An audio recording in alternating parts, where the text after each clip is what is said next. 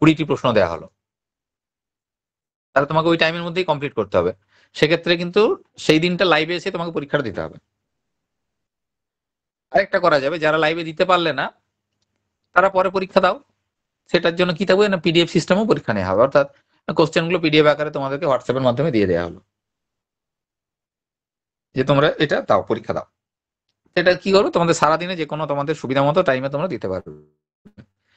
মূলত প্রথম দিকে যেগুলো আমরা রাখবো, প্রথম দিকে টাইমের বারটা রাখবো না। প্রথম দিকে এক্সাম গুলো সব ওপেনই থাকবে, মক টেস্ট গুলো ওপেনই থাকবে, লিঙ্কে আমরা কোনো টাইম দেবো না। সারাদিনে যে কোনো সময় তুমি তোমার মতো অ্যাটেন্ড করতে পারবে। কিন্তু যেগুলো আমাদের পরীক্ষার হবে, অর্থাৎ 30 নম্বরের হয়তো একটা ফুল হচ্ছে মক টেস্ট সাবজেক্টের, সেগুলোর ক্ষেত্রে মূলত আমরা টাইমটা কিন্তু বেঁধে দিই যে 30 প্রশ্ন দেবো, 30 মিনিটেই করতে হবে। সেক্ষেত্রে টাইম ফিক্স থাকবে, সেদিন কিন্তু ফিক্স টাইমে এসে এক্সাম দিতে হবে। যদি কেউ অ্যাটেন্ড করতে না পারো, সে পরে এক্সাম দিতে পারবে, কিন্তু সে আর ওই টাইমটার মধ্যে দিতে পারলে না। এক্সাম দেওয়ার পরে যে স্কোর হবে, সেই স্কোর তোমরা জানতে পারবে। স্কোরগুলো আমরা বলে দিই যে আজকের ফার্স্ট সেকেন্ড থার্ড কে হয়েছে, তোমরা নিজেরাও সেটা দেখতে পারবে। বিভিন্ন মক টেস্ট পরীক্ষাতে আমাদের বেশ কিছু ইন্টারেস্টিং প্রাইজের ব্যাপার থাকে। প্রাইজ মানে আগেও বলেছি যে সেটা অবশ্যই বই, অন্য কিছু নয়। টাকা পয়সা অন্য কিছু ক্যাশ প্রাইজ কিছু নেই, বেতনে ছাড় এইসব কিছু থাকে না। প্রাইজ যেটা থাকে সেটা অবশ্যই বইয়ের উপর থাকে। টেক্সট বুক তাদেরকে প্রোভাইড করা হয় বিভিন্ন সময়, এগুলো করা হয়। অ্যাভারেজ স্কোর যার ভালো থাকবে, হ্যাঁ, তার জন্য আরো কিছু বেনিফিট থাকে, এক্সট্রা থাকে কিছু। তার জন্য এক্সট্রা ক্লাস, মানে এই ধরনের প্রিপারেশন রিলেটেড তাকে এক্সট্রা কিছু সাপোর্ট প্রোভাইড করা হবে। বা দেখা গেল থরলি কারো স্কোর ভালো হয়েছে, তার জন্য এক্সট্রা তাকে 10টা মক টেস্ট এক্সট্রা দেওয়া হবে। সেটা যাদের স্কোর পারফর্ম করে ভালো হবে তাদের জন্য। ইন জেনারেল আমি প্রতি সপ্তাহে 5টা করে পাচ্ছি, 3টে পাচ্ছি, 5টা পাচ্ছি, 2টো পাচ্ছি, এগুলো তো পাচ্ছি, যে যেগুলো অ্যাটেম্প করছি সেগুলো পাচ্ছি। এছাড়াও দেখা গেল কারো পারফরমেন্স থ্রু আউট উইক খুব সুন্দর, তার জন্য এক্সট্রা তাকে আরো 10টা মক টেস্ট দেওয়া হলো, যে উইক তোমাকে কমপ্লিট করতে হবে। অর্থাৎ তোমার পারফরমেন্স যতটা ভালো থাকবে, তার উপর তোমাকে কিন্তু আরো আরো চাপ দেওয়া হবে, আরো তোমাকে যাতে ইমপ্রুভমেন্ট হয় তাই স্কোপ দেওয়া হবে। আর যদি তুমি অ্যাভারেজের মধ্যে পড়ে থাকো, তাহলে শিডিউল যা ক্লাস আছে সেই ক্লাসের মধ্যে থাকবে। এক্সট্রা মক টেস্টের যে লিঙ্ক গুলো, সেগুলো শুধুমাত্র যারা ভালো পারফর্ম করবে তাদেরকে দেওয়া হবে।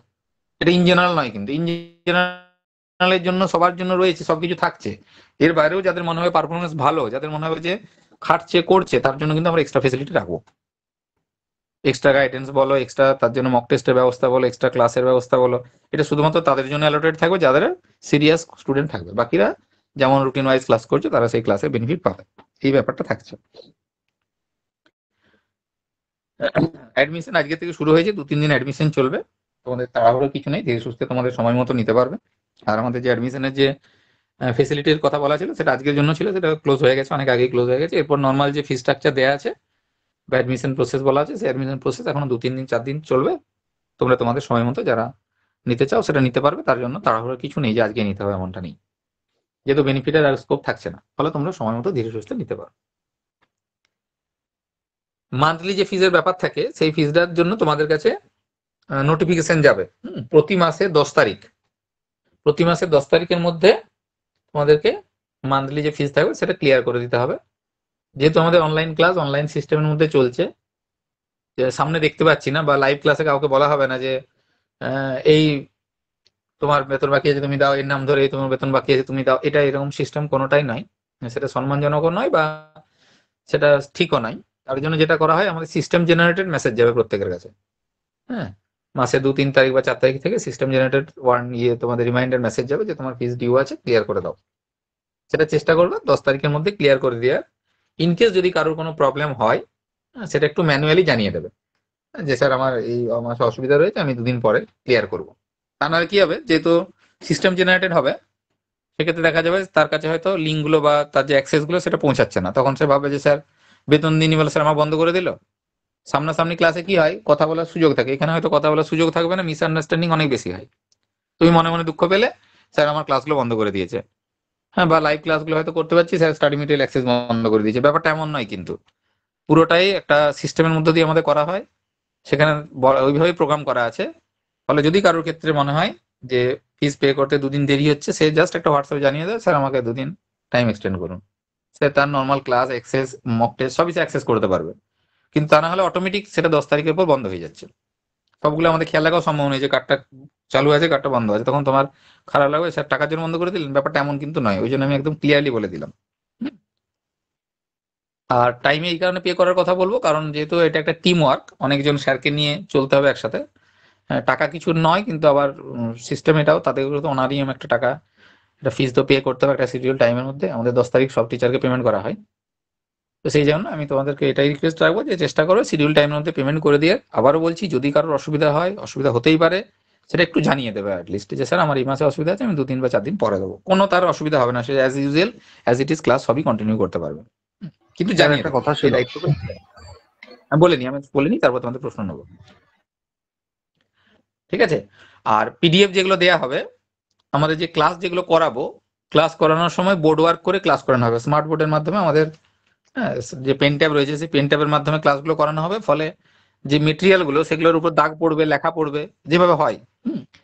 ফলে সেই পিডিএফটাও তোমরা পাবে, তার সাথে ফ্রেশ পিডিএফও পাবে, যাতে করে তোমরা সেটা প্রিন্ট আউট করে নিজেদের কাছে রেখে দিতে পারো।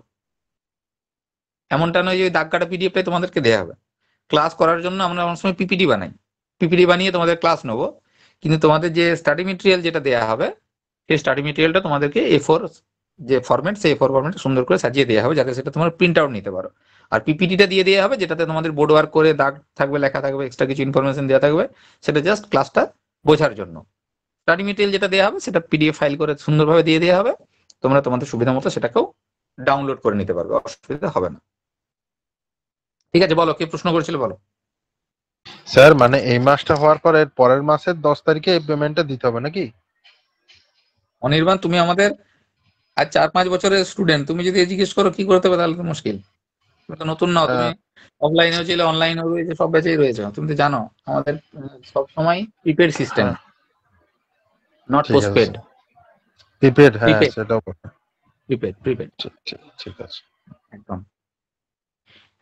অনির্বাণ খুব কোয়ালিফাইড, হ্যাঁ, ইউনিভার্সিটি গোল্ড মেডেলিস্ট।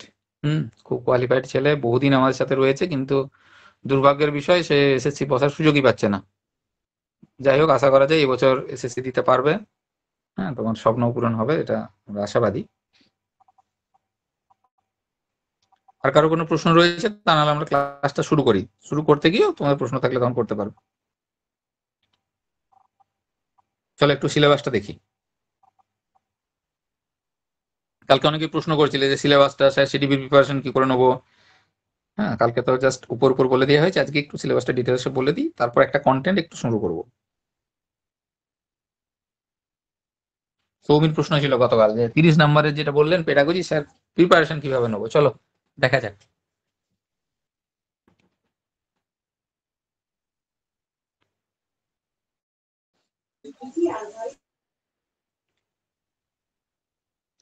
আমরা গতকালকে আলোচনাতেই বলেছিলাম যে আমাদের টেটের যে 150 নম্বরের এক্সাম হবে, সেই 150 নম্বরের মধ্যে মূল ফোকাস কিন্তু আমাদের থাকবে এই চাইল্ড সাইকোলজি এবং তার পেডাগজি, এবং প্রতিটি সাবজেক্টে কন্টেন্টের সাথে বলেছিলাম পেডাগজি পড়তে হবে। এখন পেডাগজিটা পড়বো কিভাবে? পেডাগজি কিন্তু কোনো কন্টেন্ট নয়। পেডাগজিতে আমরা যখন এলডি বানিয়েছিলাম, বা যারা নতুন জানো না, বানাবে যখন দেখবে সেখানে একটা কনসেপ্ট রয়েছে। হ্যাঁ, পুরনো যারা রয়েছে তাদের পুরনো ফরম্যাটেই বলি, সেখানে দেখবে ছিল নলেজ, আন্ডারস্ট্যান্ডিং আর অ্যাপ্লিকেশন। এখন যদিও কনসেপ্টগুলো চেঞ্জ হয়ে 6টা হয়ে গেছে। তো কিছু প্রশ্ন হয় যেটা নলেজ রিলেটেড হয়, নলেজ অবজেক্টিভস থেকে হয়, জ্ঞানমূলক যেটাকে বাংলায় বলছি, জ্ঞানমূলক কিছু প্রশ্ন হয়। কিরকম? না, ভারত কত সালে স্বাধীনতা লাভ করেছিল? 47 উত্তর 1947। যে 46 লিখবে তারও ভুল, যে 48 লিখবে তারও ভুল, 47 যে লিখবে সে সঠিক। এটা কি না, আমার মুখস্থ করা, এটা তো বোঝাবুঝির কিছু নেই। এই যে প্রশ্নটা, এটা হচ্ছে নলেজ প্রশ্ন, নলেজ স্কিল থেকে, নলেজ থেকে হয়েছে, নলেজ অবজেক্টিভস থেকে নেওয়া হয়েছে, জ্ঞানমূলক প্রশ্ন দেওয়া হয়েছে। এটাতে বোঝার কিছু নেই, অনুভূতির কোনো জায়গা নেই, ধারণার কোনো ব্যাপার নেই, মুখস্থ বিদ্যা একদম। যার যত ভালো দক্ষতা মুখস্থ বিদ্যা, সে তত সুন্দর এটা উত্তর করে বেরিয়ে যাবে। এটা হচ্ছে কন্টেন্টের প্রশ্ন। পেডাগজি বা চাইল্ড সাইকোলজি প্রশ্ন কেমন হয়? একটা ভেতরের কনসেপ্ট থেকে, একটা ধারণা থেকে, যে ধারণাটা আস্তে আস্তে আস্তে আস্তে করে তৈরি করতে হয়। যেমন ধরো, একটা যখন বাড়ি তৈরি হয়, বাড়িটা নিশ্চয়ই একদিনে তৈরি হয়ে যায় না, 1 ঘন্টায়, একদিনে বা এক মুহূর্তে তৈরি হয়ে যায় না। ধাপে ধাপে ধাপে ধাপে করে করে একটার পরে একটা ইট বসিয়ে, হুম, একটার পর ইট গাঁথনি করে সুন্দর করে ধাপ ধাপ ধাপ ধাপ করতে করতে একটা সার্টেন সময়ে গিয়ে কিন্তু একটা বাড়ি কনস্ট্রাকশন হয়। পেডাগজির ধারণাটা ওইরকম ধাপে ধাপে গড়তে গড়তে গড়তে গড়তে গড়তে গড়তে একটা পুরো বাড়ির মতো সামগ্রিক একটা ধারণা যখন গঠন হয়ে যাবে, তখন ইট কি, গাঁথনি কাকে বলে, মশলা কি জিনিস, প্লাস্টার কি জিনিস, বিম কি জিনিস, রড কাকে বলে, এগুলো তোমার কাছে জটিল বলে মনে হবে না। কিন্তু প্রথমে যদি বাড়ির অত কিছু হিসেব দেওয়া হয় যে কিছুই জান না, ওরে বাবারে বাড়ি মানে বিরাট জটিল ব্যাপার তো। কিন্তু যখন ধাপে ধাপে বাড়িটা তৈরি হয়ে গেল, তারপর দেখো প্রতিটা জিনিস তার কাছে খুব সহজ বলে মনে হয়ে গেল। এটাকে নিউটন বলে, এটাকে ছাদ বলে, এটাকে জানালা বলে, এটাকে দরজা বলে, এটা রড, এটা ওলন যন্ত্র, এটাকে ইট বলে, ইটের আবার অনেক রকম ভাগ আছে, সব জেনে গেল। তার কাছে কিন্তু আর কোনো বিষয় মনে হলো না। এবার যদি তাকে প্রশ্ন করা হয় একটা ভেতর থেকে, তখন সে কিন্তু খুব সহজে উত্তর দিয়ে দেবে। অর্থাৎ একটা সামগ্রিক ধারণা রাখতে হবে। শুধুমাত্র ওই একদিন এসে 2 ঘন্টা দাঁড়িয়ে দেখে নিলাম একটা বিল্ডিং তৈরি হচ্ছে, দিয়ে পরীক্ষা দিতে চলে গেলাম, আমার যা প্রশ্ন করবো আমি বিল্ডিং এ সব দিয়ে দেবো, কোনোদিন সম্ভব নয়। একদম সে ভিত থেকে ছাদ ঢালাই হয়ে প্লাস্টার হয়ে রং করে কমপ্লিট যেদিনকে হবে, ততটা পর্যন্ত তুমি যদি দাঁড়িয়ে থেকে পুরোটা দেখো, এবার যাই প্রশ্ন করা হোক তুমি সুন্দর উত্তর দিতে পারবে। ভেতর থেকে যতই ভেতর থেকে প্রশ্ন করা হোক তোমার কাছে সব উত্তর রয়েছে। বেশিরভাগ ক্ষেত্রে আমরা কি হয়, ওই একদিন দুদিন সে এসে দেখে বিল্ডিংটা দেখে মনে করি সব জেনে গেছি, ওই বাড়ি হচ্ছে, এটা দেখার কি আছে। ওই রকম করলে পেডাগজি শেখা যাবে না। পেডাগজি প্রত্যেকটা জিনিস একটা কনসেপ্টের উপর একটা কনসেপ্ট, তার উপর একটা কনসেপ্ট, অর্থাৎ একটা ইটের উপর আরেকটা ইট, তার উপর আরেকটা ইট, এইভাবে থাকে থাকে থাকে থাকে থাকে থাকে কিন্তু পেডাগজি কনসেপ্ট সাজানো রয়েছে। কন্টেন্ট গুলো যেগুলো দেওয়া রয়েছে ঠিক সেইভাবে দেওয়া আছে এখানে, একটার সাথে একটা রিলেটেড। দেখো প্রথমটাই যদি দেখো, প্রথম ইউনিটটাই যদি লক্ষ্য করো, একদম প্রথম চাইল্ড ডেভেলপমেন্টের প্রথম যে সাব ইউনিট দেওয়া রয়েছে, দেখো concept of development and it's relationship with learning. তার মানে লার্নিং যদি তুমি না জানো তাহলে ডেভেলপমেন্ট তুমি শিখতে পারবে না। কারণ ডেভেলপমেন্ট পড়ে তোমার কোনো লাভ নেই। বৃদ্ধি কাকে বলে, বিকাশ কাকে বলে, এই জেনে তোমার কোনো কাজ নেই, এই নিয়ে কোনো প্রশ্ন তোমার কাছে হবে না। বিকাশ জিনিসটা কি আর শিখনের সাথে তার সম্পর্কটা কি রয়েছে, প্রত্যেকটা জিনিস এইভাবে লিঙ্ক করা হয় এখানে, একটার সাথে একটা লিঙ্ক, একটা ঘটনার সাথে একটা ঘটনা, একটা ক্লাসরুমের সাথে একটা ক্লাসরুম, একটা স্টুডেন্টের সাথে একটা সিচুয়েশনের, প্রত্যেকটা জিনিস লিঙ্ক করে করে লিঙ্ক করে করে এখানে প্রশ্ন দেওয়া হয়। আর ম্যাক্সিমাম প্রশ্নটাই আছে ক্লাসরুম সিচুয়েশন, যেটা টিচিং সিচুয়েশন, যেটা আমি প্রশ্ন যখন সলভ করাবো দেখতে হবে। আজকে যেহেতু সিলেবাসটা নিয়ে বলছি, আজকে কোনো প্র্যাকটিস সেট রাখিনি, প্র্যাকটিস সেটে ক্লাস করাবো, এই সপ্তাহে একদিন করাবো, তোমাদের বুঝতে পারবে প্রশ্নগুলো কেমন আছে। 15-20টা প্রশ্ন একদিন প্র্যাকটিস করিয়ে দেবো, বুঝতে পারবে।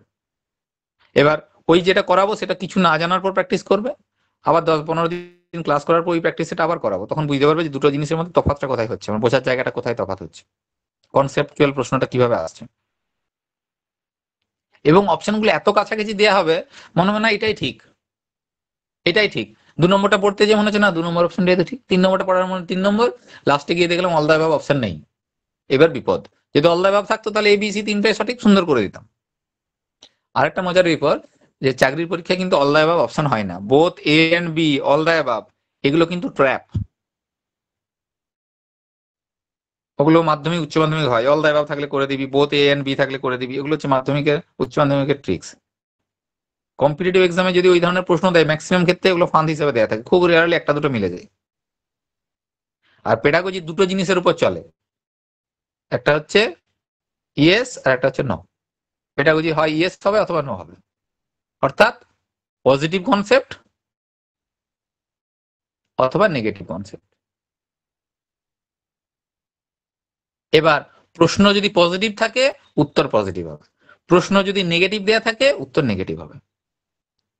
আমরা প্রথম দিন থেকে পড়ার প্রথম দিন থেকে শুরু করব কি কাজ, যারা পুরনো স্টুডেন্ট রয়েছে জানো স্যার কিভাবে পড়ায়, তোমাদেরকে যে বলার কিছু নেই। প্রথম দিন থেকে পেডাগজিতে আমাদের শব্দ চিনতে হবে, এই শব্দটি পজিটিভ শব্দ আর এই শব্দটি নেগেটিভ শব্দ। এই করে যদি কিছু শব্দের স্টক বাড়িয়ে নিতে পারো, পেডাগজির মতো সোজা জিনিস তোমার কাছে কিছু নেই। আর যদি বলে মুখস্থ করব, পাতার পর পাতা মুখস্থ করবে, প্রচুর বই আছে বাজারে, মুখস্থ করা শেষ হবে না, কারণ বইয়ের ভেতর থেকে প্রশ্ন দেবে না তো, প্রশ্ন তো হবে কনসেপচুয়াল। তাহলে কনসেপ্টটা বুঝতে হবে, আর সেই কনসেপ্টটা আমার পজিটিভ অ্যাপ্রোচ নাকি নেগেটিভ অ্যাপ্রোচ, তার জন্য কিছু কিওয়ার্ড আছে। এই এই শব্দগুলো দেখলে বুঝে যাবো যেগুলো পজিটিভ শব্দ, এগুলো হ্যাঁ হ্যাঁ ধনাত্মক শব্দ, এই শব্দগুলো ঋণাত্মক নেগেটিভ শব্দ। নেগেটিভ প্রশ্ন যদি থাকে উত্তর কিন্তু আমাকে নেগেটিভ দিতে হবে, প্রশ্ন যদি পজিটিভের প্রশ্ন থাকে উত্তর কিন্তু পজিটিভ করতে হবে। আবার কিছু শব্দের মারপেজ আছে, 3 লাইন 4 লাইনের একটা প্রশ্ন দেবে, বড় বড় প্রশ্ন হবে, কিন্তু পেডাগজিতে ছোট প্রশ্ন খুব রেয়ারলি হয়, 3-4 লাইনের বড় বড় প্রশ্ন হবে।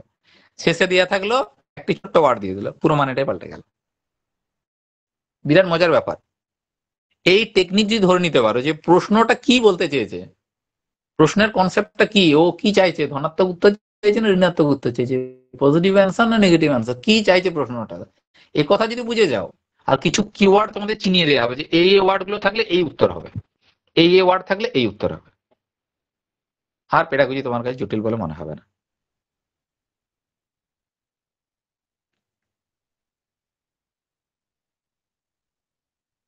মন্দিরে আছো? মন্দিরে কোনার? হ্যাঁ স্যার আছি। বেশ। মন্দিরে আমাদের সিটেড কোয়ালিফাইড, মন্দিরে দীর্ঘদিন রয়েছে আমাদের সাথে যুক্ত। যা পরীক্ষা হয় মন্দিরে বলে স্যার আমি ক্লাস করবো, আর ওকে আমি করাইও, সমস্ত ক্লাস করে আমাদের। তো মন্দিরে জানে এই পজিটিভ আর নেগেটিভ এর গুরুত্ব কতটা, তাই না মন্দিরে? হ্যাঁ স্যার। হুম। পরীক্ষার হলে গিয়ে শুধু মাথার মধ্যে খেলাতে হবে যে এটা পজিটিভ অ্যাপ্রোচ না নেগেটিভ অ্যাপ্রোচ, এই দিয়ে বাজি মাত হয়ে যাবে। আর তার জন্য প্র্যাকটিস দরকার, মুখস্থ করে কিন্তু হবে না। মন্দিরা বহুদিন প্র্যাকটিস করছে, প্রচুর প্রতিবন্ধকতার মধ্য দিয়ে, ফ্যামিলির অনেক সমস্যা, সংসার হয়েছে, বাচ্চা হয়েছে, তার প্রচুর প্রবলেম, হাবিজাবি করে, তার মধ্যেও কিন্তু পড়াশোনা কিন্তু একদিন ডিসকন্টিনিউ করেনি। যত ব্যাচ হয়, যত ক্লাস হয়, মন্দিরা কিন্তু সব কোয়ালিফাই করেছে, তাও আবার বলে আমি স্যার আবার পড়বো, আবার আবার নতুন করে পরীক্ষা দেবো, কতদিন আমার চাকরি হয়ে দেখবো। এই দৃঢ়তা রয়েছে তার মধ্যে। বিএড, ডিএলএড, হ্যাঁ, primary, upper primary, CTET, paper 2, 1, যা পরীক্ষা হচ্ছে মন্দিরে কিন্তু দিয়ে যাচ্ছে। এই বিহার টেট, অমুক টেট সব কিন্তু কোয়ালিফাই করেছে। হয়তো কোনো একদিন দেখা যাবে মন্দিরে চাকরিও পেয়ে যাবে, আশাবাদী আমরা সেটা। এরকম মন্দিরের মতো অনেকের গল্প রয়েছে যারা কিন্তু বহু বছর ধরে চেষ্টা করছে, চাকরি পেতে হবে, লেগে থাকতে হবে। হ্যাঁ, ওই হয়নি স্যার, হচ্ছে না স্যার, এইসব মন খারাপ করা আর ওই গুজবে কান দেবে না। আজকে এই যেমন 2-3 জন ফোন করে বলছে স্যার কালকে গেজেট বেরোবে, আজ রাত 8টায় গেজেট বেরোবে, পরশু নোটিফিকেশন কি হবে, অমুক হবে। আর এত ভেবে কি লাভ, তোমার কাজ পড়ে যাও। যদি পরীক্ষা হয়, রিটেন যদি তুমি কোয়ালিফাই করতে পারো, বাস, আর কিছু তোমার জানার দরকার নেই। কিন্তু যদি এমনটা হয়ে গেল, দেখা গেল উল্টোটা তুমি তো নেগেটিভে ভরে গেলে, চারদিকে তো দেখো খবর, ফেসবুক, হোয়াটসঅ্যাপ খুলো, একটাই কথা বলা আছে, আবার কেস হবে, নোটিফিকেশন বেরিয়েছে, আবার চাকরি হবে না, অমুক হবে, তুষক, এই আলোচনায় চলছে চারিদিকে। তুমি যত শুনবে তুমি কি হবে, ডিমোটিভেটেড হয়ে যাবে। আমরা বলি এগুলোকে নেগেটিভ অ্যাপ্রোচ। তোমার কি মনে হবে একটা সময় পরে, দূর পড়ে কি হবে, সে তো টাকা দিয়ে চাকরি হবে, সে তো সরকার এখন চাকরি নেবে না, সে তো কেউ না কেউ আবার কেস করে আটকে দেবে, কতদিন তাহলে পড়বো, এই মনের মধ্যে যদি ভাবো, তুমি ডিমোটিভেটেড হয়ে যাবে, নেগেটিভ অ্যাপ্রোচ। কিন্তু তোমাকে যদি এটা ভাবতে হয় যে যদি পরীক্ষা হয়ে যায় শিডিউল টাইমে হবো বলেছে, তাহলে আমার এইটা তো করা ভালো। এই কচ্ছপ আর খরগোশের মতো, খরগোশ কি ভাবলো যে আমার তো বিরাট শক্তি, লাফিয়ে লাফিয়ে লাফিয়ে লাফিয়ে 4বার লাফিয়ে দিলে আমি দাগ পেরিয়ে যাবো, আর কচ্ছপ ওই পেছনে পড়ে আছে, ও কি আর আসতে পারবে আমার সাথে, নেগেটিভ অ্যাপ্রোচ। কিন্তু ও যদি এটা ভাবতো যে ও কি করছে, কচ্ছপ কি করছে, আমার দেখার দরকার নেই, আমার ডিউটি হচ্ছে ওই দাগ পর্যন্ত পৌঁছানো, তারপর আমি ঘুমাবো, রেস্ট নেবো, হ্যাঁ, যা খুশি করবো, আমি পৌঁছে যাই আগে। ঠিক সেরকম আমরা যদি নিজেদের কাজটা করে রেখে দিই, প্রিপারেশনটা যদি কমপ্লিট করে রেখে দিই, যদি পরীক্ষা না হয় কিছু করার নেই, কার মাথায় করার চাপাবো। কিন্তু যদি পরীক্ষা হয়ে যায়, তাহলে আমাকে যেন পাসটা করতে পারি। রিটেন পাস করা থাকলেও যারা ওই 16 আপার প্রাইমারিতে পাস করেছিল, 8 বছর, 9 বছর, 10 বছর পরে হলেও তারা নিয়োগ তো পেলো, জয়েন তো করলো চাকরিতে। আর সেই আপার প্রাইমারি পাস করেনি, এই 10 বছর তো পরীক্ষা নেই, আবার সে পাসও করেনি, মানে সে আর কোনো চান্সই তার রইলো না। কিন্তু যে পাস করেছিল সে যাই হোক 8 বছর পরে হলেও তো সুযোগ পেয়েছে।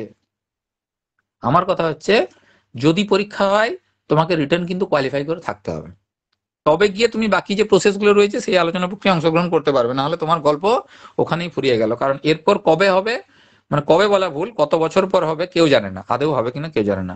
জীবনে হয়তো তুমি একবারই আপার প্রাইমারি দেওয়ার সুযোগ পাবে, একবারই হয়তো এসএসসি বসার সুযোগ পাবে। তাহলে বি পজিটিভ, আমার কাজ পড়া, আমি প্রিপারেশন নিয়ে রাখবো, ফুল সিলেবাস কমপ্লিট করব, আমি আমার জায়গা থেকে কম্পিটেন্ট থাকবো। এবার এই টেট পরীক্ষা আমার ঝাড়খণ্ডে বেরিয়েছে, আমি অ্যাপ্লাই করি, আমাকে এই সিলেবাসই পড়তে হবে, বিহারে বেরিয়েছে অ্যাপ্লাই করি, আমাকে এই সিলেবাসই পড়তে হবে, সেন্ট্রাল টেটে অ্যাপ্লাই করি, আমাকে এই সিলেবাসে পড়তে হবে। পড়ে রাখলে কোনো ক্ষতি নেই, কিন্তু এমনটা হলো আমি অন্যদের কথায় বিচলিত হয়ে, হ্যাঁ, পড়লাম না, আর পরীক্ষা হয়ে গেল, এটা যেন না হয়। তাহলে ঠিক লাইফে যেমন পজিটিভ অ্যাপ্রোচ, নেগেটিভের বিরাট গুরুত্ব, লাইফটা পুরোটাই পেডাগজি রিলেটেড। আমি একদম টপিক ধরে ধরে যখন বোঝাবো, প্রত্যেকটা তোমার বাস্তব উদাহরণ দিয়ে এমন ভাবে বলবো, তোমার মনে হবে পেডাগজি কোনো থিওরিটিক্যাল বিষয় নয়, পেডাগজি আমার দৈনন্দিন জীবনে যা কিছু কাজ করছি আমার সেটাই পেডাগজি। আর পেডাগজিতে স্যার আমি অলওয়েজ বলো। যে অন্য বিষয়গুলো বলতে পারবো না, কিন্তু আপনার কাছে পেডাগজিটা পড়লে 30-এ 30 পাওয়া অন্তত সহজই মনে হবে। একদম, এটা তুমি তোমার অভিজ্ঞতা থেকে বলছো, ধন্যবাদ মন্দিরাকে। হ্যাঁ, আমি দায়িত্ব নিয়ে বলছি, মন্দিরে যে কথা বললো সেই কথা রেস্টে নিয়ে বলি, দায়িত্ব নিয়ে বলছি। পেডাগজি যদি কথা শোনো আমার, যে যেভাবে শেখানোর চেষ্টা করো সেভাবে যদি বুঝতে পারো, পেডাগজি তোমার কাছে একদম জটিল মনে হবে না। এবং পরীক্ষার হলে আগে গিয়ে পেডাগজি প্রশ্নগুলো সবাই করে, পেডাগজির 80টা আগে দাগিয়ে দিই, টেনে বের করে দেবে তোমার, ওই তোমার পাস করিয়ে দেবে। বাকি তোমার তো কন্টেন্ট রইলই তোমার জন্য। আগে পেডাগজি গুলো কমপ্লিট করো না, কারণ পেডাগজি তোমার পুরো গ্রিপের জিনিস। আমি আগের দিনই বললাম যে বাংলা নাম সিন আমার গ্রিপে থাকছে না, কি দেবে পরীক্ষার হলে, জটিল দেবে, সোজা দেবে, কি প্রশ্ন দেবে, আমাকে পড়ে করে আসতে হবে। আগে থেকে বিরাট কিছু প্রিপারেশনের সুযোগ নেই। ইংরেজি আনসিন, কোথা থেকে করবো, সুযোগ বিরাট কিছু নেই। আমি হয়তো ইতিহাস ভূগোল কিছু মুখস্থ করে যেতে পারি, কিন্তু বাংলা ইংরেজি আনসিনের আমার মুখস্থ করে যাওয়ার কোনো জায়গায় নেই, মানে প্রিভিয়াস প্রিপারেশনে বিরাট কিছু স্কোপ নেই। কিন্তু সেখানে পেডাগজি আমার কি করবে, পুরো হাতের মুঠে একটা জিনিস। আর একবার যদি বুঝতে শিখে যায়, প্রতিটা সাবজেক্টের কিছু টেকনিক্যাল চেঞ্জেস আছে। কারণ অঙ্ক শেখাতে তার পেডাগজি একটু আলাদা, ইতিহাসের একটু পেডাগজি আলাদা, বাংলা শেখানোর সময় কনসেপ্ট একটু আলাদা, ইংরেজি শিখতে গিয়ে যেহেতু সেকেন্ড ল্যাঙ্গুয়েজ তার কনসেপ্ট একটু আলাদা। ওই সামান্য স্লাইড পার্থক্যগুলো বুঝে গেলে বাকি জিনিস একই, ছেলেকে স্যার পড়াবেন, এই হচ্ছে কথা, শিক্ষক আর ছাত্র। আর তার মাঝে দুটো আর জড় উপাদান থেকে গেল, সেটা হচ্ছে একটা হচ্ছে কারিকুলাম, আর একটা হচ্ছে স্কুল। এই তো চারটা জিনিস, এডুকেশনের তো চারটা উপাদান, তার মধ্যে দুটো সজীব আর দুটো জড়। এই দুটো সজীব উপাদান ওই দুটো জড় জিনিসকে নিয়ে কিভাবে নিজেদের মধ্যে পারস্পরিক একটা ক্রিয়া প্রতিক্রিয়া করছে, এই জিনিসটা শুধু বোঝা। কখন শিক্ষক মহাশয় এগিয়ে গেলেন, কখন শিক্ষার্থী এগিয়ে গেলেন, কোনটা শিক্ষক মহাশয়কে গুরুত্ব দিচ্ছে, কোনটা শিক্ষার্থীকে গুরুত্ব দিচ্ছে, কোন ধারণাটা শিক্ষকতার সাথে যাচ্ছে, কোন ধারণাটা শিক্ষার্থীর সাথে যাচ্ছে, এইটুকু বোঝা। যা কিছু স্টুডেন্টের সাথে যাবে, যা কিছু কনসেপ্ট স্টুডেন্টদের সাথে যাবে, সেটা হবে পজিটিভ। যা কিছু ধারণা টিচারের ফেভারে যাবে, সেটা হবে নেগেটিভ। শুনতে কিরকম অড লাগছে না? ব্যাপারটা ওইরকম, পেডাগজিতে এইভাবে বোঝানো হয়। হ্যাঁ, যা কিছু স্টুডেন্ট রিলেটেড, যেটা স্টুডেন্টের ফেভারেট, যেখানে স্টুডেন্টকে স্পটলাইটে রাখা হবে, স্টুডেন্টের জন্য যা কিছু পেডাগজি বলে সেগুলো পজিটিভ। যেখানে টিচারকে বেনিফিট দেওয়া হচ্ছে, টিচারের স্বার্থে কথা বলা হবে, সেগুলো সব হবে নেগেটিভ। অর্থাৎ যা কিছু নিউ সেগুলো সব পজিটিভ, যা কিছু ওল্ড সেগুলো হবে নেগেটিভ, যা কিছু ওপেন সেগুলো হবে পজিটিভ, যেগুলো ক্লোজ সেগুলো হবে নেগেটিভ। যেখানে ডেমোক্রেসি রয়েছে সেটা হবে পজিটিভ, আর যেটা অথরিটেটিভ, যেটা কর্তৃত্বমূলক, সেটা হবে নেগেটিভ। এরকম বেশ কিছু কনসেপ্ট রয়েছে এখানে। এই কনসেপ্ট যদি একবার মাথার মধ্যে ঢুকে যায়, তখন দেখবে তোমরাই বলবে যে পেডাগজি কত সোজা জিনিস।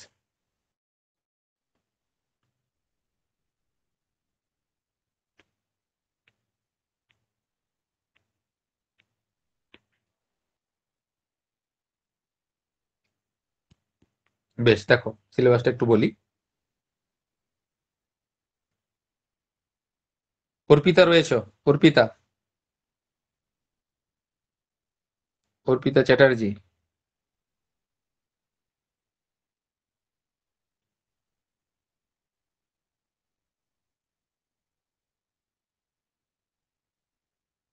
বেশ, দেখো concept of development and it's relationship with learning.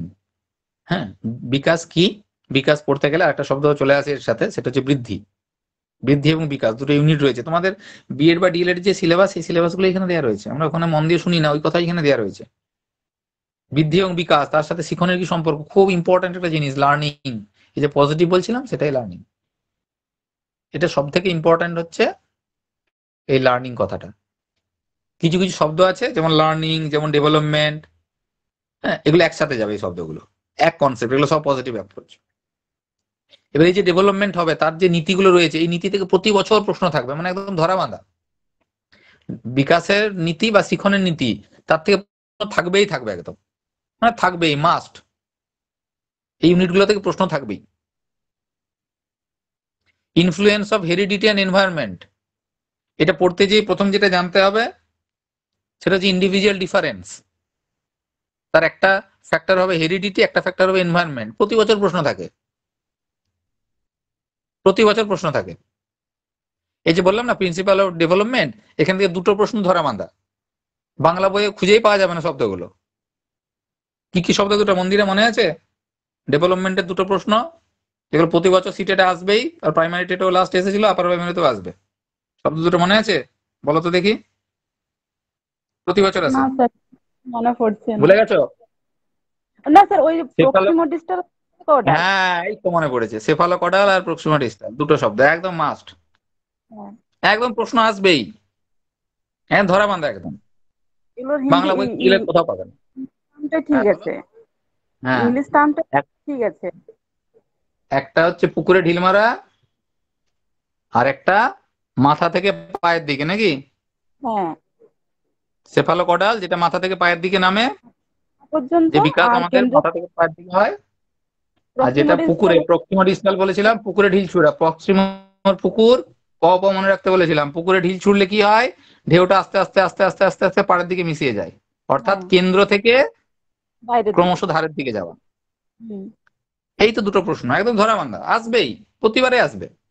এবার কোনোবারে করে কি, প্রক্সিমা ডিস্টাল শব্দটার মানে কি এই নিয়ে প্রশ্ন চলে আসে, আর কোনোবারে কনসেপ্টটা দিয়ে দেয়, একটা গল্প দিয়ে দেয়, একটা ধারণা দিয়ে দেয়, দিয়ে বলে এটা কি, বিকাশের কোন নীতি, একটা এক্সাম্পল দিয়ে দেবে যে একটা শিশুর মাথা থেকে বিকাশটা ক্রমশ পায়ের দিকে হচ্ছে, এটাকে, এই ধারণাটাকে কি বলে। অথবা সেফালোকডাল জিনিসটার মানেটা কি, সেখানে দিয়ে দেবে যে মেরুদণ্ড থেকে আস্তে আস্তে হাতের পায়ের বিকাশ হচ্ছে, মাথা থেকে আস্তে আস্তে পায়ের বিকাশ হচ্ছে, এরকম করে অনেকগুলো ধারণা দিয়ে দেবে। লাস্ট 10 বছরের প্রশ্ন যদি স্টাডি করা যায়, তাহলে এইগুলো বোঝা যাবে যে কোন ইউনিট থেকে কোন প্রশ্নটা মাস্ট একদম। আমরা যেটা করি, হ্যাঁ, লাস্ট 10 ইয়ার্সের যে প্রশ্ন, আমাদের আপার প্রাইমারিতে ততদিনের প্রশ্ন পাওয়া যায় না, কিন্তু আমরা যেটা ফলো করি সেটা হচ্ছে সেন্ট্রাল টেট। সেন্ট্রাল টেটের লাস্ট 10 বছরের প্রশ্ন সলভ করি, আর এর বাইরে প্রশ্ন কোথাও নেই। 10 ইয়ার্স যদি সেন্ট্রাল টেট কেউ কমপ্লিট করে নিতে পারে, কোনো কনসেপ্ট তার কাছে আর কোনোদিনই আটকাবে না। এখানে যেটা প্র্যাকটিস করানো হবে, এত প্র্যাকটিস করানো হয় এই কারণেই, ওই 10 ইয়ার্সের প্রশ্ন প্র্যাকটিস করিয়ে দেওয়া হয়। তার সাথে এই বিভিন্ন যে স্টেটের যে টেটগুলো হয়, ঝাড়খণ্ড, বিহার, হাবিজাবি, তার যে প্রশ্নগুলো, সেখান থেকে প্রশ্ন ইউনিট ওয়াইজ কালেক্ট করা হয়, সেগুলো তোমাদের প্র্যাকটিস সেটের মাধ্যমে সলভ করে দেওয়া হয়। অর্থাৎ যখন বিকাশের ইউনিটটা চলবে, তখন বিকাশ রিলেটেড টেটে যত প্রশ্ন এসেছে, বিভিন্ন সেন্ট্রালের হোক, বিভিন্ন রাজ্যের হোক, সব প্রশ্ন যখন করিয়ে দেওয়া হবে, আর কোথা থেকে প্রশ্ন থাকবে তার বাইরে, আর কোথায় কনসেপ্ট থাকবে। প্রতি বছর প্রশ্নটা আলাদা হবে, কনসেপ্ট তো একই, ওই একই জিনিস। রামচন্দ্রের বাবার নাম কি ছিল, দশরথের জ্যেষ্ঠ পুত্রের নাম কি ছিল, এই শুধু প্রশ্ন ঘুরবে। কিন্তু বুঝে যদি যাও, উত্তর তো সেই ঘুরে একটাই, হয় একবার দশরথ দিতে হবে, নাহলে একবার রামচন্দ্র দিতে হবে। এবার ওই প্রশ্ন ওই ঘুরাবে শুধু, যে লক্ষণের দাদার নাম কি ছিল, দশরথের জ্যেষ্ঠ পুত্রের নাম কি ছিল, এই শুধু প্রশ্ন ঘোরাতে থাকবে। পেডাগজি মানে জিলিপির প্যাঁচ, শিক্ষা যেখানেই আছে, দেখবে যতগুলো শব্দ আছে, শিক্ষা, শিক্ষণ, যে শব্দগুলো দেখো, শিক্ষার্থী, শিক্ষালয়, প্রত্যেকটাতে ওই জফলা প্যাঁচ। ওই জফলা প্যাঁচটা যদি বুঝে নাও, তাহলে আর কোনো জটিল হবে না। ওই প্যাঁচেতেই প্যাঁচে আটকে যায় ছেলেমেয়েরা। Influence of heredity and environment, পরিবেশ বা বংশগতি, তার প্রভাবটা কি রয়েছে, কেন হচ্ছে, কেন ব্যক্তিগত বৈষম্য দেখা যাচ্ছে, ব্যক্তিগত বৈষম্য থেকে প্রশ্ন মাস্ট, মানে এই প্রত্যেকটা ইউনিট মাস্ট। এবার মজার ব্যাপার, এই চাইল্ড ডেভেলপমেন্ট যদি ভালো করে পড়ো, অন্য সাবজেক্টে পেডাগজি পড়তে যে, এগুলোই তখন আবার ওখানে ঢুকিয়ে দিয়েছে। আমি দেখাবো কিভাবে দেওয়া রয়েছে। সোশ্যালাইজেশন, সামাজিকীকরণ। শিক্ষা তো একটা সামাজিক প্রক্রিয়া, এডুকেশনকে বলা হয় সোশ্যাল প্রসেস, স্কুলকে বলা হয় সোশ্যাল অর্গানাইজেশন। আমরা তো সব সোশ্যাল বিং, আমরা যারা মানুষ, এখানে বলেই দিয়েছে, যারা টিচার বলো, পেরেন্টসদের কথাই বলো, পিয়ার্স মানে স্টুডেন্টদের কথাই বলো, আমরা তো সবাই সোসাইটির একটা পার্ট, আমরা সমাজেরই অংশ। তাহলে স্কুল যেটা, সেটা সমাজেরই অংশ, যেটা শিক্ষা বলছি সেটা একটা সোশ্যাল প্রসেস, আমরা যারা, আমরা সোশ্যাল বিং। তাহলে সেখান থেকে সোশ্যালাইজেশনের কনসেপ্ট। আর সোশ্যাল, সোসাইটি, সোশ্যালাইজেশন, এই শব্দগুলো যখন পাবো, তখন একটা লোকের নাম আমাদের মনে পড়ে যায়। কি নাম? কে পারবে বলতে? রাজা রামমোহন রায়। সোসাইটি, সোশ্যালাইজেশন, বলো।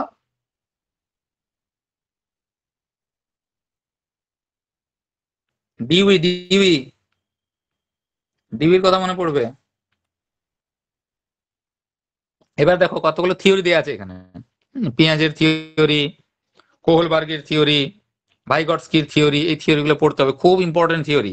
হ্যাঁ, আমার এই ইউটিউবে যারা গতকালকে দেখছিলে, লিঙ্কটা দেওয়া আছে দেখবে, এগুলোর উপর ক্লাসগুলো দেওয়া আছে দেখবে, কিছু কিছু ক্লাস আপলোড ওখানে আছে, যেমন পেঁয়াজে কোহলবার ভাইগটস্কির ক্লাসগুলো অলরেডি দেওয়া আছে। হ্যাঁ, ক্লাসটা শেষ হওয়ার পর সময় করে দেখে নেবে, বুঝতে পারবে যে ক্লাসগুলো কত ইম্পর্টেন্ট। ওখানে ক্লাসগুলো করানো আছে দেখবে। আমি করাবো, আবার নতুন করে করানো হবে, কিন্তু ওখানে কিছু কিছু ভিডিও দেওয়া আছে দেখবে, ক্লাসগুলো বুঝতে পারবে। আর যারা ওই ভিডিওগুলো দেখে চলে আসছো, কেন যদি একটু ক্লিক করে সাবস্ক্রাইব করে দাও, খুব ক্ষতি হয়ে যাবে কি। ওটা আমার 700 কত হয়েছে, 1000 হলে কি হবে, আমি লাইভ করতে পারবো ওখানে। এখন তো লাইভ করা যায় না, এখন স্ট্রিমিং করতে হয়। আর ওটা 1000 হলে আমি শুনেছি, জানি না ঠিক, আগে তো তাই বলতো যে 1000 হলে নাকি লাইভ করা যায়। তাহলে আমার এই ক্লাসগুলো একটু ওখান থেকে লাইভ করতে সুবিধা হবে।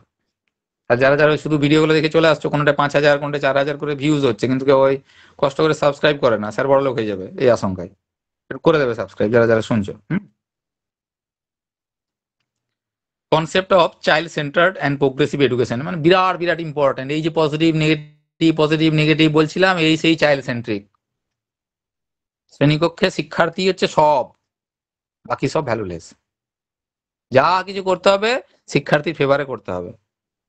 যতক্ষণ এই মাথার মধ্যে এটা ঢুকাতে পারবে, ততক্ষণ পর্যন্ত তুমি ভালো শিক্ষক হতে পারবে এবং পেডাগজিতে তুমি প্রচুর নাম্বার পাবে, টেট কোয়ালিফাই করতে পারবে। টেট কোয়ালিফাই করতে গেলে তোমাকে শিশুকে গুরুত্ব দিতে হবে। এমন এমন প্রশ্ন দেবে দেখবে টেটেতে, খুব মজাদার প্রশ্ন, যে তুমি ক্লাস নিচ্ছ, তুমি একজন ম্যাথামেটিক্সের টিচার, কি তুমি একজন আর্টসের টিচার, কি ইতিহাসের টিচার, ক্লাস নিচ্ছ, আর ছেলে মেয়ে প্রচন্ড গোলমাল করছে, কোনো শিক্ষার্থী প্রচন্ড জ্বালাতন করছে তোমার ক্লাসে, তুমি কিভাবে সেই সিচুয়েশনটাকে, পরিস্থিতিটাকে সামাল দেবে, এইটি হচ্ছে প্রশ্ন। কোনো বইয়ে উত্তর পাবে না। এবার যা অপশন দিয়েছে সেই অপশন পড়ে তোমাকে উত্তরটা বার করতে হবে, যে শিশু বলেছে মানে স্যার বলে দিয়েছিল একটা কথা, এটা পজিটিভ ধারণা, তাহলে এই 4টা অপশনের মধ্যে কোন অপশনটা পজিটিভ সেটি আমাকে দেখতে হবে। কারণ কি বলেছে, শিশুটাকে সামলাতে হবে, শিশুটা বদমাইশি করছে, তাকে সামলাতে হবে, তাহলে শিশুর ফরে যাচ্ছে ব্যাপারটা, উত্তর দিতে হবে শিশুর ফরে। এবার উত্তরগুলোর মধ্যে দেখা থাকবে গার্জেন কল করব, শিশুর এগেনস্টে যাচ্ছে, হেডমাস্টারের কাছে নিয়ে যাব, সেটাও দেখো শিশুর বিপক্ষে যাচ্ছে, তাকে শাস্তি দেবো, শাস্তির তো কোনো গল্পই নেই, শাস্তি দিলে তুমিও পরীক্ষা ফেল করবে, তাহলে শাস্তি দিতে পারবে না। এবার হয়তো দেখা যাবে যে শিশুকে বাবা বাচ্চা করে বোঝাতে হবে, বদমাইশি করা উচিত নয়, এই সেই যেগুলো, এই ধরনের অপশন থাকবে। এই হচ্ছে বিষয়, মানে মাথার মধ্যে ঢুকিয়ে নিতে হবে। তুমি বাস্তব জীবনে কি করলে না করলে, তুমি মেরে ফাটিয়ে দিলে ওইসব ছেড়ে দাও। পরীক্ষায় বাবা টেটের নাম্বার পাওয়ার জন্য, টেট পাস করার জন্য তোমাকে ওই 4 নম্বর অপশন দিয়ে যেতে হবে, তাকে বোঝাতে হবে, বাবা বাচ্চা করতে হবে, তার ভেতরে সত্তাকে জাগ্রত করতে হবে, ভুল ঠিকের যে ভেদাভেদ সেটা তাকে উপলব্ধি করাতে হবে। এই অপশনের বাইরে তুমি টিক দিয়েছো কি তুমি টেটে ফেল করেছো। যদি এগুলো বুঝে নিতে পারো একবার, তোমার মতো ভালো মাস্টারও নেই, আর টেট তোমাকে আটকায়। বাস্তবে চাকরি পাওয়ার পর তুমি যা পারো করো, সেটা কেউ দেখতে যাবে। কিন্তু এখন টেট পাস করার জন্য তোমার মনের মধ্যে উত্তর যাই হোক না কেন, তোমাকে ওই উত্তরটি সিলেক্ট করতে হবে, কারণ চাইল্ড সেন্ট্রিক অ্যাপ্রোচ এখন চলছে। এই মডার্ন এডুকেশন সিস্টেম পুরোটাই অ্যাক্টিভিটি বেসড লার্নিং। দুটি কথা বলা আছে, একটি হচ্ছে চাইল্ড সেন্ট্রিক, আর একটি হচ্ছে অ্যাক্টিভিটি বেসড লার্নিং। এর বাইরে তুমি কোনো উত্তর চুজ করতে পারবে না। বৃষ্টি বলো। হ্যালো, হ্যাঁ স্যার, শোনা যাচ্ছে? হ্যাঁ বলো। হ্যাঁ স্যার, বলছিলাম যে ধরুন এরকম হলো যে দুটো অপশন, সেটা তো না হয় নেগেটিভ, বুঝতে পারলাম, আর দুটো অপশন হয়তো মানে দুটোই হয়তো খানিকটা পজিটিভ লাগছে, তাহলে তখন কিভাবে বুঝবো যে কোনটা অ্যান্সার হবে? Most appropriate. দুটো কেন, 4টা অপশনই অ্যাপ্রোপ্রিয়েট হয়, সেক্ষেত্রে আমাদের ফাইন্ড আউট করতে হবে মোস্ট অ্যাপ্রোপ্রিয়েট কোনটা হচ্ছে। আমাদের উত্তরের সিকোয়েন্স থাকে, উত্তরের আমাদের সিকোয়েন্স থাকে, যেমন 4টা উত্তর সঠিক, সেখানে 1 নম্বর পজিশন সবসময় কিন্তু স্টুডেন্ট, 2 নম্বরে আমরা বলি টিচার, একদম সিকোয়েন্স করা থাকে,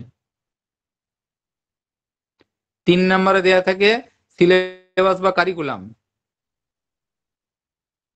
আর 4 নম্বরে দেয়া থাকে স্কুল। এবার 4টা অপশনের মধ্যে দেখা যাবে যে 4টাই ঠিক, সেক্ষেত্রে যে অপশনটা স্টুডেন্টকে হাইলাইট করবে সেই অপশনটা আমাকে টিক দিতে হবে। ক্লিয়ার? আবার প্রশ্ন থাকে, তুমি যেটা বললে এর সূত্র ধরে একটা প্রশ্ন বলি, একটা প্রশ্ন এসেছিল, সিটেটও এসেছিল, প্রাইমারিটেও এসেছিল একবার, যে টিচারের রেসপন্সিবিলিটি কার উপর বর্তায়, মানে টিচার কার উপর রেসপন্সিবল হবেন। টিচার মানে তার যে টিচিং জবটা, সেই জবটাতে কাকে সব থেকে বেশি গুরুত্ব দেবেন। সব অপশনগুলোই কাছে, হেডমাস্টার, দেখো হেডমাস্টারকে না মান্যতা দিলে তুমি স্কুলে চাকরি করতে পারবে না। তোমার যারা কো টিচার, সব শিক্ষক যারা রয়েছে তাদেরকে মান্যতা না দিলে তুমি চাকরি করতে পারবে না। স্টুডেন্ট যারা রয়েছে তাদেরকে যদি মান্যতা না দাও তাহলেও তুমি চাকরি করা যাবে না। আবার তুমি নিজের প্রতি নিজে যদি দায়িত্বশীল না হও, রেসপন্সিবল না হও, তাহলে তুমি চাকরি করেছো কি করে? চারটা অপশনই তো একই উত্তর, চারটাই তো সঠিক উত্তর, কোনটা বাদ দেবে বলো? তখন এই সিকোয়েন্স করে নিতে হবে আমাদেরকে। এগুলোই তো শেখার, এগুলোই তো বোঝার। মুখস্থ করে হবে না। তুমি একটা প্রশ্ন মুখস্থ করে গেলে সেখানে উত্তর ছিল টিচার, কারণ সেখানে অপশনে স্টুডেন্ট ছিল না, তো তাই টিচার উত্তর ছিল, টিচার মুখস্থ করে চলে গেছো। পরীক্ষায় কি করেছে, একটা অপশন স্টুডেন্ট দিয়ে দিয়েছে। তার মানে তোমার সিকোয়েন্সটা চেঞ্জ হয়ে গেল। তো যখন স্টুডেন্ট ছিল না, 1 নম্বরটা ছিল না, তখন 1 নম্বর টিচার। কিন্তু যদি স্টুডেন্ট দেয়া থাকে তখন তো টিচার 2 নম্বরে চলে যাচ্ছে। মানে এই যে পদটা চেঞ্জ হচ্ছে, এই ওঠানামাটাই বোঝায়, সিকোয়েন্সটাই বোঝার ব্যাপার। ফলে মুখস্থ করে হবে না, একই প্রশ্ন অপশনগুলো আলাদা হয়ে যায় প্রতি বছর। এবার তোমাকে দেখতে হবে কোনটা মোস্ট অ্যাপ্রোপ্রিয়েট আর কোনটা অ্যাপ্রোপ্রিয়েট। এমনও ডিসপুট হয়েছে যখন দিয়েছে যে একের দাগে এটা যে অ্যাটেম্প করবে তাকে দেবো 1 নাম্বার, বি যে অ্যাটেম্প করবে তাকে দেবো 1/2 নাম্বার, এমনও হয়। চ্যালেঞ্জ করার অপশন থাকে এই পরীক্ষাগুলোতে। হ্যাঁ, কিছু কিছু দুটো উত্তরকে সঠিক বলে ধরা হয়, খুব বিতর্কিত জায়গা। ফলে আমাদেরকে তখন এই সিকোয়েন্সটা দেখে নিতে হয়, বুঝেছো বৃষ্টি? হ্যাঁ স্যার, তাহলে স্যার ওটার উত্তরটা কি হবে? মানে ছাত্রের প্রতি যে মান্যতা, ওটাই তো হবে। একদম, ছাত্রকে প্রথম 1 নম্বরে ছাত্র থাকবে সব সময়। 1 নম্বর ছাত্র যদি না থাকে তখন আমি পরের অপশন যে দেখবো সেটা কোনটা মোস্ট অ্যাপ্রোপ্রিয়েট হলো। অর্থাৎ তুমি খেতে গেছো, সেখানে যদি দেখা থাকে মেনু কার্ডে যে মাটন রয়েছে, তারপর চিকেন রয়েছে, তারপর মাছ রয়েছে, তুমি নিশ্চয়ই ফার্স্ট প্রেফারেন্স মাটনকে দেবে, এ তো বলার কিছু নেই। এবার যে মেনু কার্ডে মাটন ছিল না তখন তুমি চিকেন দেবে। মটন চিকেন যদি কোনোটাই না থাকে তখন আমার মাছকেই চলে আসতে হবে, তখন মাছটাই মোস্ট অ্যাপ্রোপ্রিয়েট। ক্লিয়ার? কিন্তু যেখানে হ্যাঁ মাটন ঠিক রয়েছে আছে সেখানে স্যার। তুমি যদি মাছ খাও, লোকে তোমাকে ছিছি করবে, টেটে নাম্বার পাবে না। টেটে পাস করতে গেলে মাটনই খেতে হবে, কারণ ওটার সিকোয়েন্স 1 নম্বর, 2 নম্বরে চিকেন, 3 নম্বরে মাছ। তো যেদিন মটন নেই সেদিন চিকেনটা 1 নম্বর, সেই সেদিনের রাজা। এই হচ্ছে বিষয়। যেমন তোমাদেরকে আমি বলি, হ্যাঁ তোমরা রিলেট করতে পারবে, যে যদি তোমরা কৃতজ্ঞতা স্বীকার রাখো, অ্যাকনোলেজমেন্ট পেজে আমি কি বলি, একটা সিকোয়েন্স রাখবে সবসময়। এরপরে এরপরে এরপরে প্রত্যেক ক্ষেত্রে জীবনে দেখো, প্রতিটা ক্ষেত্রে সিকোয়েন্স। তুমি মঞ্চে লোককে ডাকছো, অতিথিদেরকে ডাকছো, সম্মানীয় অতিথিদের, তুমি সেখানেও সেই সিকোয়েন্স অনুযায়ী তোমাকে ডেকে নিয়ে আসতে হবে। এবার দেখা গেল মন্ত্রী উপস্থিত নেই, তাহলে তারপরে যে পদাধিকার তিনি সেদিনের বস, তিনি নেই, তারপরের জন যে রয়েছে সে বস। ফলে এগুলো সিচুয়েশন অনুযায়ী চেঞ্জ হয়ে যাবে, তুমি ফিক্স ধরে এগোতে পারবে না। তোমার পুরো পেডাগজি হচ্ছে ডাইনামিক। পরীক্ষার অপশন কি তার উপর উত্তর। আমি প্র্যাকটিস করিয়েছি, এ উত্তর দিয়েছি, পরীক্ষার হলে যে সি হয়েছে, স্যার আপনি তো এ করিয়েছিলেন প্র্যাকটিস সেটে। আরে বাবা, বাকি অপশনগুলো তুমি আগে দেখো কি ছিল, আমি যেটা প্র্যাকটিস করেছিলাম সেখানে অপশনের সিকোয়েন্স কি ছিল, পরীক্ষার হলে কি দিয়েছে দেখো। ফলে মুখস্থতে হবে না, বুঝতে হবে। আমি ওটাই বলছিলাম, কনসেপচুয়াল প্রশ্ন। ইন্টেলিজেন্সের ব্যাপার রয়েছে, বুদ্ধি, খুব ইম্পর্টেন্ট জায়গা। কিছু থিওরি রয়েছে এখানে, ইন্টেলিজেন্সের কিছু থিওরি রয়েছে, তার মধ্যে অন্যতম থিওরি হচ্ছে মাল্টি ডাইমেনশনাল থিওরি, খুব ইম্পর্টেন্ট। ল্যাঙ্গুয়েজ এন্ড থট, দারুণ ব্যাপার, ল্যাঙ্গুয়েজের সাথে থটের সম্পর্ক। তাহলে ল্যাঙ্গুয়েজ পড়তে যখন যাব, বাংলা বা ইংরেজি পেডাগজি, সেখানেও এটা কাজে লেগে যাবে আমাদের। জেন্ডার, এখন জেন্ডার নিয়ে তো দারুণ আলোচনা, তোমাদের পেপারেও দেখবে জেন্ডারের উপর পেপার রয়েছে 4th সেমিস্টারে গিয়ে। একদম ফার্স্ট পেপারটাই, 6th পেপারটাই হচ্ছে তোমার জেন্ডার। এত ইম্পর্টেন্ট একটা পুরো পেপার দেওয়া হয়েছে এখানে, তার একটা ইউনিট এখানে তুলে দেওয়া হয়েছে। বর্তমানে জেন্ডার বায়াসনেস, প্রচুর প্রশ্ন আসবেই, মানে টেটে জেন্ডার বায়াসনেস থেকে 1 থেকে 2টা প্রশ্ন থাকবেই, এত ইম্পর্টেন্ট, থাকবেই একদম। এবং সেখানে খুব মজাদার মজাদার প্রশ্ন। স্যালাড কম্পিটিশন হচ্ছে, তুমি একজন স্কুলের টিচার, তুমি স্যালাড কম্পিটিশন করাচ্ছ, সেখানে ছেলেরা বলছে আমরা পার্টিসিপেট করবো না, কারণ এটা মেয়েদের কাজ। অ্যাজ এ টিচার তুমি কি দায়িত্ব পালন করো? কোনো বইয়ে উত্তর খুঁজে পাবে না, এইরকম প্রশ্ন হবে। তুমি কোন একটা আলপনা দেওয়ার দায়িত্ব দিয়েছো, ছেলেরা অবজেকশন করছে এটা মেয়েদের কাজ আলপনা দেয়, আমরা করবো না, অ্যাজ এ টিচার তুমি কি করবে? না, হাজার রকম অপশন থাকবে সেখানে, ছেলেদের মতকে গুরুত্ব দেবে। এবার দেখো, এই কনসেপ্টটা কিন্তু বুঝে নিতে হবে যে gender biasness is a negative concept, প্রথম তোমাকে বুঝতে হবে। এখানে অপশন থাকবে যে যে ছেলেরা বিদ্রোহ ঘোষণা করেছে তাদেরকে, স্যার তাদের মতটাকে সম্মান জানাবেন। তার মানে তুমি তো বললো স্যার চাইল্ড সেন্ট্রিক অ্যাপ্রোচ, ছেলেরা যেটা বলছে ওদেরকে গুরুত্ব দেওয়া তো উচিত। কিন্তু না, আগে বুঝো প্রশ্নটা নেগেটিভ প্রশ্ন, যেটা জেন্ডার বায়াসনেস এর কথা বলা হয়েছে। জেন্ডার বায়াসনেস এর কনসেপ্টটাই তো নেগেটিভ কনসেপ্ট, তার মানে তোমাকে নেগেটিভ উত্তর খুঁজে বার করতে হবে। তার মানে এখানে ছেলেদের মতকে গুরুত্ব দিলে হবে না, বা এখানে মেয়েদের মতকে গুরুত্ব দিলে হবে না। মেয়েরা বলবে হ্যাঁ ছেলেদের বাদ দিয়ে দিন, ছেলেরা বলবো না আমরা কাজ করবো না। তাহলে এখানে যদি তুমি শিশুর গুরুত্ব দাও, তাহলে তোমার উত্তরটা কিন্তু ভুল হয়ে যাবে, কারণ জেন্ডার বায়াসনেস কথাটাই তো নেগেটিভ কনসেপ্ট। তার মানে এবার আমাকে নেগেটিভ দিক থেকে উত্তরটা খুঁজতে হবে। তার মানে টিচারকে ওদেরকে দিয়েই কাজটা করাতে হবে, ওই ছেলেরাও পার্টিসিপেট করবে, মেয়েরাও পার্টিসিপেট করবে, এমন যে অপশনটা রয়েছে সেই অপশনটা আমাকে নিতে হবে, যদিও সেটা শিক্ষার্থীদের এগেনস্টে যাবে। বুঝতে পারছি কথাটা আমার? যদি প্রশ্নের কনসেপ্টটাই নেগেটিভ হয় তখন তো আমাকে স্টুডেন্টের এগেনস্টে যেতে হবে, কারণ আমার উত্তরটা তো নেগেটিভ হবে বললাম আগে। সেক্ষেত্রে অ্যাজ এ টিচার কি করবে না, ওদের মতকে গুরুত্ব না দিয়ে টিচার কি করবে, অবশ্যই নমনীয় ভাবে করবে, কিন্তু দুজনকে দিয়ে, মানে ছেলে মেয়ে দুজনকেই কিন্তু ইনভলভ করতে হবে কাজের মধ্যে দিয়ে, এটাই অপশন হবে। সেখানে চাইল্ড সেন্ট্রিক অ্যাপ্রোচ দেখতে গেলে আর হবে না। এইভাবে কনসেপ্টগুলো চেঞ্জ হয়ে যাবে প্রশ্ন অনুযায়ী। যখন প্র্যাকটিস সেট করাবো সব থেকে মজা লাগে। পেডাগজি মানে কন্টেন্ট মানে কি বলবো, থিওরিটিক্যাল ক্লাস করতে অত ভালো লাগবে না। পেডাগজি যেদিন প্র্যাকটিস সেট করাবো সেদিন দেবে কত মজা লাগবে ক্লাসটা করতে, এবং বিরাট বিতর্কিত ক্লাস। হ্যাঁ, এই অপশন হলো, ও বলবে না এটাই হবে, এটাই হবে, কেন এটা হলো, এস্টাবলিশ করতে হবে পয়েন্টটাকে। খুব সুন্দর ক্লাসগুলো হয়। ইন্ডিভিজুয়াল ডিফারেন্স আগে একবার পেয়েছি, দেখো এই জায়গাতে পেলাম না, এখানে এনভায়রনমেন্টের কথা বলা হয়েছে, হেরিডিটির কথা বলা হয়েছে, যেখানটা পেলাম। আবার দেখো আলাদা করে ইন্ডিভিজুয়াল ডিফারেন্স দিয়েছে, প্রশ্ন থাকবেই, একদম থাকবেই, প্রতি বছর থাকে প্রশ্ন। ইন্ডিভিজুয়াল ডিফারেন্স বাদ দিয়ে টেটের প্রশ্নই হয় না, এত ইম্পর্টেন্ট ইউনিট। কোনটাতে স্টার দেবো, সবগুলো স্টার দেওয়ার প্রশ্ন। Distinction between assessment for learning আর অ্যাসেসমেন্ট অফ লার্নিং, এটা বোঝাতে যে আমি একটা শব্দ এখানে নোট করি, একটা হচ্ছে ফর আর একটা হচ্ছে অফ। এবার একটু এখানটা দেখে নেবে, মানে তুমি যে সেন্টারে পড়বে তার ফুল ফর্মটা যদি না জানো সেটাও বাজে ব্যাপার। তুমি বলছো ডাইসে ভর্তি হবো স্যার, ডাইসের পুরো নামটা এই ওয়াটার মার্কটার মধ্যে দেওয়া রয়েছে। হ্যাঁ, তার মধ্যে যদি ভালো করে লক্ষ্য করি, এইখানে একটা শব্দ দেওয়া রয়েছে ফর। এই ফরটা মনে রাখবে যে ডাইসের, স্যারের ডাইসে ফর ছিল, ফর থাকা মানে হচ্ছে চাইল্ড সেন্ট্রিক। ফর শব্দটা হচ্ছে চাইল্ড সেন্ট্রিক শব্দ। এটা হচ্ছে চাইল্ড সেন্ট্রিক মানে পজিটিভ শব্দ, পজিটিভ শব্দ। আর অফটা হচ্ছে নেগেটিভ শব্দ, টিচার সেন্ট্রিক শব্দ, এটা নেগেটিভ শব্দ। যার জন্য আমি আমার সেন্টারের ফুল ফর্মে অফ রাখিনি, কিন্তু হ্যাঁ ফর রেখেছি, মানে আমি চাইল্ড সেন্ট্রিক অ্যাপ্রোচ রেখেছি, নমনীয়তার ধারণা, ফ্লেক্সিবল। অফ, ফর শব্দটা হচ্ছে ফ্লেক্সিবল শব্দ, আর অফটা হচ্ছে নেগেটিভ শব্দ, টিচার সেন্ট্রিক শব্দ। এইভাবে আমাদেরকে শব্দ চয়ন করতে হবে। এবার যদি এটা অ্যাসেসমেন্ট থেকে আসে, অ্যাসেসমেন্ট দুটো হয়, একটা সামেটিভ একটা ফরমেটিভ, তার থেকে এটা এসেছে। এই অ্যাসেসমেন্ট ফর লার্নিং যেটা বলা হচ্ছে এটা হচ্ছে formative approach, assessment of learning হচ্ছে সামেটিভ অ্যাপ্রোচ। কিন্তু মূল কনসেপ্ট এটা পজিটিভ, ফরটা হচ্ছে পজিটিভ চাইল্ড সেন্ট্রিক, অফটা হচ্ছে নেগেটিভ টিচার সেন্ট্রিক। এবার বাকি যখন ক্লাস ডিটেলস হবে তখন হবে। আর একটা এখানে দিয়ে রয়েছে, সেটা হচ্ছে CCE, CCE, continuous and comprehensive evaluation, খুব ইম্পর্টেন্ট ইউনিট। জবাদি শোনা যাচ্ছে কথা? হ্যাঁ স্যার বলুন। চিনতে পারছো তো শব্দগুলো, মনে পড়ছে তো আগের ক্লাসগুলো? হ্যাঁ বেশ, প্রশ্ন করবো তোমাকে।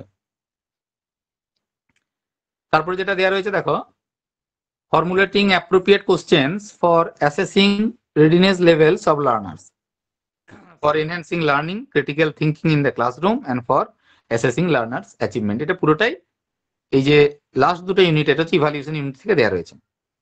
কি করে অ্যাপ্রোপ্রিয়েট কোশ্চেন ফর্মুলেট করতে হয়, কোশ্চেন কয় প্রকারের, কোন ধরনের প্রশ্ন ছেলেমেয়ের জন্য অ্যাপ্রোপ্রিয়েট হবে, কোন ধরনের প্রশ্ন, উদ্দেশ্য কি, সেগুলো জানতে হবে।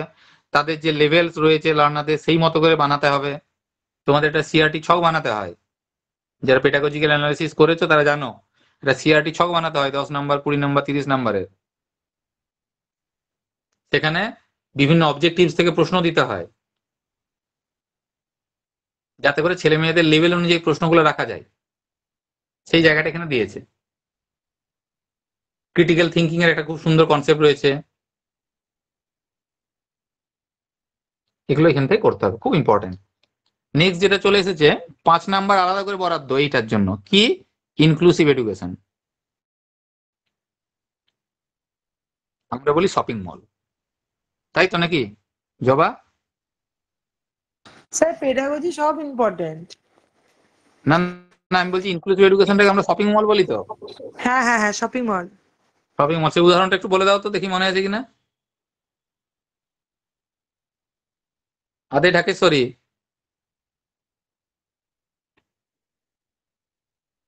ভুলে গেছে স্যার মনে জবাব? পড়ছে না হ্যাঁ, একটু। কে বলতে পারবে? বলবো? বলো।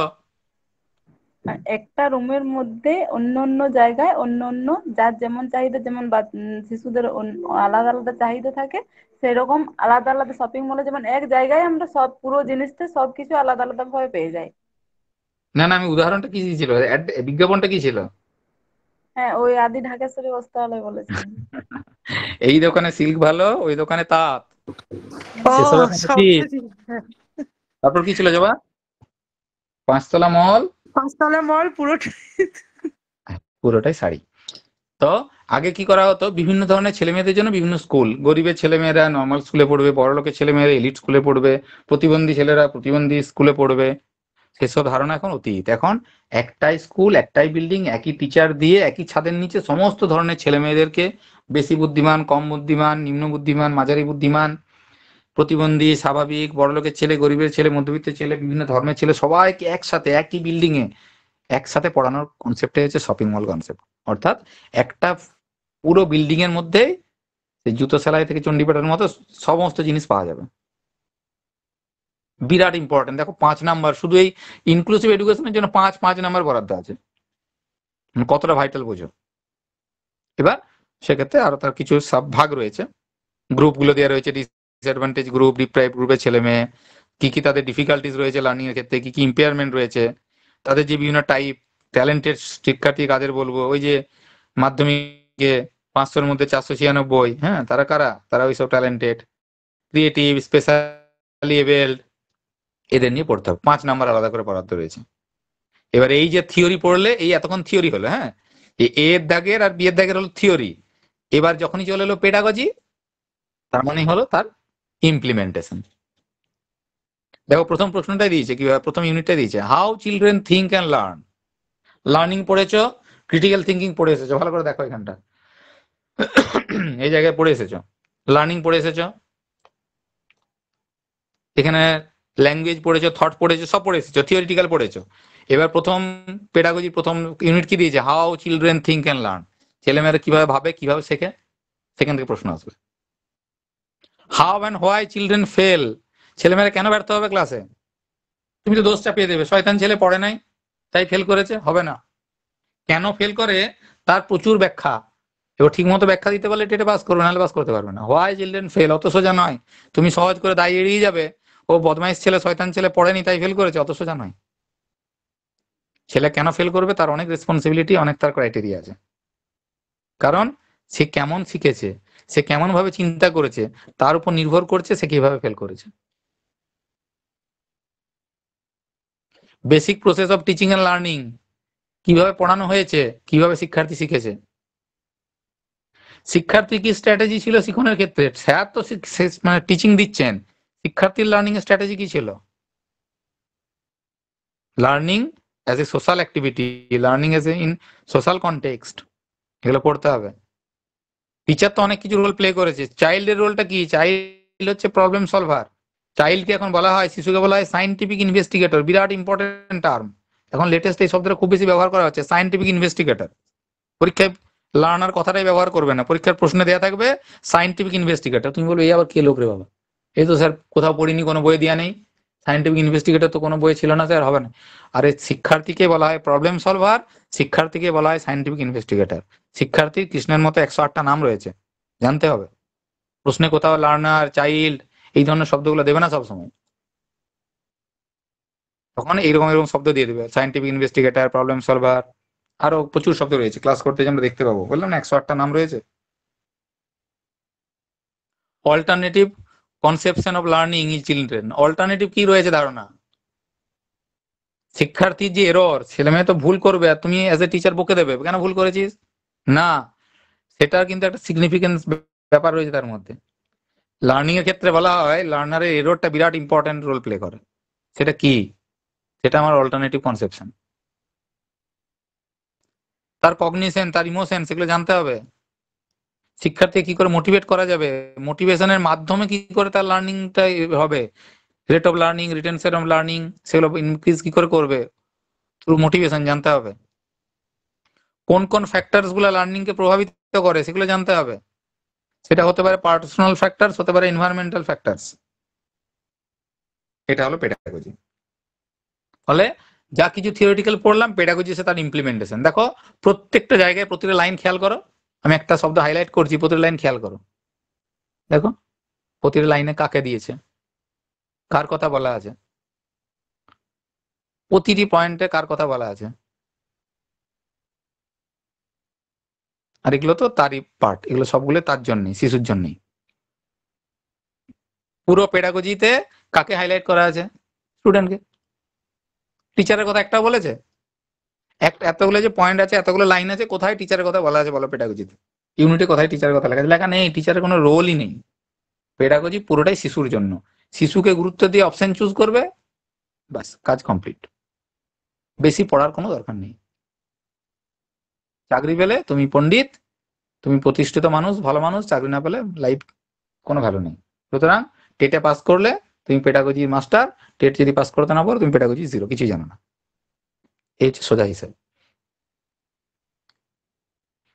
এগুলো ল্যাঙ্গুয়েজে স্যারেরা বলবেন যখন ল্যাঙ্গুয়েজে ক্লাস হবে। এগুলোই রয়েছে, আমি একটু বলে দিচ্ছি, বলতে অসুবিধা নেই। এবার যেহেতু ল্যাঙ্গুয়েজে চলে আসবো, ল্যাঙ্গুয়েজের কিছু স্পেসিফিক টার্ম রয়েছে, যেমন লার্নিং, অ্যাকুইজিশন, এগুলো লার্নিং এর সাথে, ল্যাঙ্গুয়েজের সাথে শব্দগুলো যায়। শেখা, অর্জন করা, হ্যাঁ, লার্নিং এটা সেকেন্ড ল্যাঙ্গুয়েজের কথা, অ্যাকুইজিশন এটা ফার্স্ট ল্যাঙ্গুয়েজের কথা, এরকম কিছু, এগুলো ল্যাঙ্গুয়েজের সাথে রিলেটেড শব্দ। ল্যাঙ্গুয়েজ শেখানোর নীতি, যখন সায়েন্স পড়বো সায়েন্স শেখানোর নীতি, যখন ইতিহাস পড়বো ইতিহাস শেখানোর নীতি। যেহেতু ল্যাঙ্গুয়েজের কথা বলেছে, সেখানে দেখো লিসেনিং, স্পিকিং, এই সমস্ত শব্দগুলোর ব্যাপার চলে আসে। ল্যাঙ্গুয়েজ রিলেটেড তো, ল্যাঙ্গুয়েজ মানে সেখানে গ্রামারের ব্যাপার থাকে, স্পেসিফিক্যালি ল্যাঙ্গুয়েজের কথা। ল্যাঙ্গুয়েজের ক্ষেত্রে কি কি লার্নিং ডিফিকাল্টিস থাকে, ল্যাঙ্গুয়েজের স্কিল কি রয়েছে, এগুলো পেডাগজিটা স্পেসিফিক ল্যাঙ্গুয়েজ স্পেসিফিক পেডাগজি। ওই যে আমাদের যে স্কিলগুলো রয়েছে সেগুলোর থেকে আবার এখানে একটা ইউনিট দেওয়া আছে। টিচিং লার্নিং মেটেরিয়ালের কথা বলা আছে, টিএলএম, রিসেন্টলি আমাদের কলেজে এক্সিবিশন হলো টিএলএম। আর রেমিডিয়াল টিচিং, এই যে এখানে একটা প্রশ্ন দেখেছিলাম আমরা, সিসিই দেখতে পাচ্ছ এখানে সিসিই, এই দেখো এখানে সিসি দাগ দিলাম, এই যে সিসি, হ্যাঁ এটা বিরাট ইম্পর্টেন্ট। ওটাকে আবার সিসি থেকে এখানে দিয়ে দিয়েছে ফরম্যাটিভ ভ্যালুয়েশন। সেই ফরম্যাটিভ ভ্যালুয়েশনের পার্ট হচ্ছে, তার একটা অংশ হচ্ছে রেমিডিয়াল টিচিং আর রেমিডিয়াল লার্নিং। অর্থাৎ প্রথমে পড়াবো ছেলে মেয়েদেরকে, টিচ পড়ানো হলো, পড়ানো হওয়ার সাথে সাথে কি করব, ফিডব্যাক নেবো। যদি ফিডব্যাক ভালো হলো ইটস ওকে, টিচার সাকসেসফুল। যদি ভালো না হয়, তাহলে ফিডব্যাক খারাপ হলে আমাকে রিটিচ করতে হবে। এই যে রিটিচ, এই রিটিচটাই হচ্ছে রিমেডিয়াল, রিমেডিয়াল টিচিং মানে রিটিচিং। রিমেডিয়াল টিচিং এর সোজা কথা একটা কথা হচ্ছে রিটিচিং। তারপরে আবার আমার রিফিডব্যাক বা রিভ্যালুয়েশন হবে। সমেটিভ থেকে এটা হয় না, এটা হয় ফরমেটিভ ভ্যালুয়েশন থেকে। তার কথা বলা আছে। ল্যাঙ্গুয়েজের দুটো syllabus more or less same, first language second ল্যাঙ্গুয়েজের syllabus more or less same. আর এগুলো রয়েছে সোশ্যাল স্টাডিজ যে পোর্শন রয়েছে বা ম্যাথামেটিক্স যেটা রয়েছে, তারও নির্দিষ্ট কিছু পেডাগজিক্যাল ব্যাপার রয়েছে। যেমন যখন আমরা সোশ্যাল স্টাডিজ এর কথা বলবো, ইতিহাস ভূগোলের কথা বলবো, তার অনুযায়ী concept and nature of social science বা সোশ্যাল স্টাডিজ, সেখানে ক্লাসরুমের কি প্রসেসে পড়ানো হবে ইতিহাস ভূগোল সেটা জানতে হবে। সেখানে টিচার স্টুডেন্ট অ্যাক্টিভিটিস কি কি থাকবে, কিভাবে তার ইন্টারাকশন করবে তার কথা। থিঙ্কিং পড়েছি, কি করে একটা ম্যাথামেটিক্স ক্লাসের টিচার ক্রিটিক্যাল থিঙ্কিং করবেন, একজন ইতিহাসের টিচার কি করে তার ক্লাসে ছেলে মেয়েদের মধ্যে ক্রিটিক্যাল থিঙ্কিং করবেন। যেহেতু ইতিহাস ভূগোল সেখানে একটা এভিডেন্সের ব্যাপার থাকে, সেই রিলেটেড একটা ইউনিট।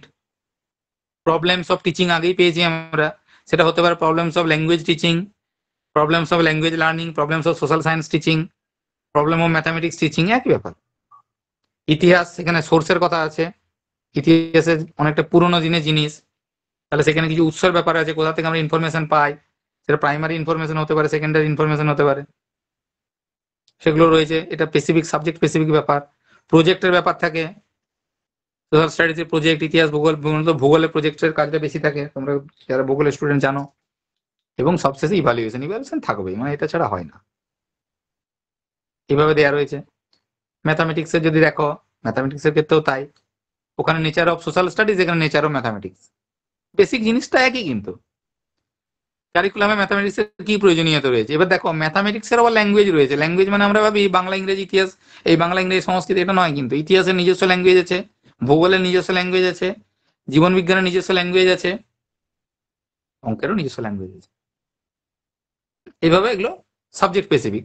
ম্যাথামেটিক্সের কমিউনিটি কি, ইভালুয়েশন কিভাবে করা যায়, প্রবলেমস অফ ম্যাথামেটিক টিচিং, এররের রোল অফ এরর, মানে ওই যে চাইল্ড ডেভেলপমেন্টের পেডাগজি পড়লাম তার ইউনিটগুলোকে পাট পাট পাট পাট করে দিয়ে দিয়েছে। কোথাও ইভালুয়েশন বলেছে, কোথাও রেমিডিয়াল টিচিং বলেছে, কোথাও রেমিডিয়াল টিচিং এর সাথে ডায়াগনস্টিকের কথা বলে দিয়েছে। ওখানে আগের গুলো এরর ছিল না, ম্যাথামেটিক্সে যেহেতু এররটা ব্যাপার থাকে, ভুল হওয়ার ব্যাপার থাকে, ওই জন্য এররটা ম্যাথামেটিক্সে দিয়েছে। তার মানে সিডিপির ক্লাসটা যদি ভালো করে করো, চাইল্ড ডেভেলপমেন্ট পেডাগজির ক্লাসটা যদি ভালো করে করো, তাহলে এই ইউনিটে যখন ক্লাসগুলো হবে না, তোমাদের আলাদা করে অসুবিধা হবে না। দেখো টিচিং লার্নিং মেটেরিয়ালের কথা, ইভ্যালুয়েশনের কথা, problem of science teaching, remedial teaching, সবগুলো আগে আমরা পড়ে নিয়েছি। এবার কি nature of mathematics, nature of science, nature of history, nature of geography, ওগুলো আলাদা হয়ে যাচ্ছে। ন্যাচারাল সায়েন্স কি, তার এইমস অবজেক্টিভস কি, সায়েন্স রিলেটেড যেহেতু, আন্ডারস্ট্যান্ডিং অ্যাপ্রিসিয়েটিং সায়েন্স, সায়েন্সের ক্ষেত্রে এক্সপেরিমেন্ট থাকে, সায়েন্সের ক্ষেত্রে ডিসকভারি থাকে, সায়েন্সের ক্ষেত্রে অবজারভেশন থাকে, সেই রিলেটেড কিছু অ্যাপ্রোচ রয়েছে সায়েন্স শেখানোর জন্য। আর সায়েন্স মানে ইনোভেশন, এই গ্যাসের সাথে ওই গ্যাস মেশাবো, এই জলের সাথে ওই লিকুইড মেশাবো, ইনোভেশনের ব্যাপার থাকে। এগুলো হচ্ছে সাবজেক্ট স্পেসিফিক কিছু পেডাগজিক্যাল কনসেপ্ট। ম্যাক্সিমাম জিনিসটা সিডিপি থেকেই চলে আসে, ম্যাক্সিমাম জিনিসটা কিন্তু সিডিপি থেকে। এই ইউনিটগুলোকে ভেঙে ভেঙে ভেঙে ভেঙে পরবর্তীকালে আবার বিভিন্ন সাবজেক্টে, বাংলায় খানিক দিয়েছে, ইংরেজি খানিক দিয়েছে, ইতিহাসে খানিক দিয়েছে, ম্যাথামেটিক্সে দিয়েছে, ইভিএস এ দিয়েছে, পরিবেশ এই যেটা সায়েন্স দিয়েছে সেখানে দিয়েছে। মূল জায়গা কিন্তু এই জায়গাটাই। কিছু বোঝা গেল? খানিকটা হলো কিছু বোঝা গেল? কিছু প্রশ্ন রয়েছে?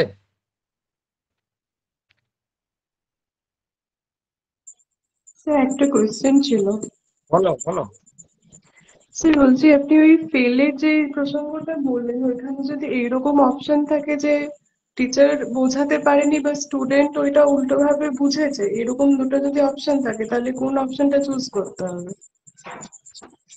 দোষ সবসময় টিচারের ঘাড়ে যাবে, স্টুডেন্ট বেকসুর খালাস হয়ে যাবে।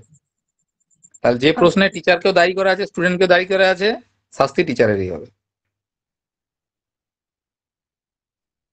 ঠিক আছে?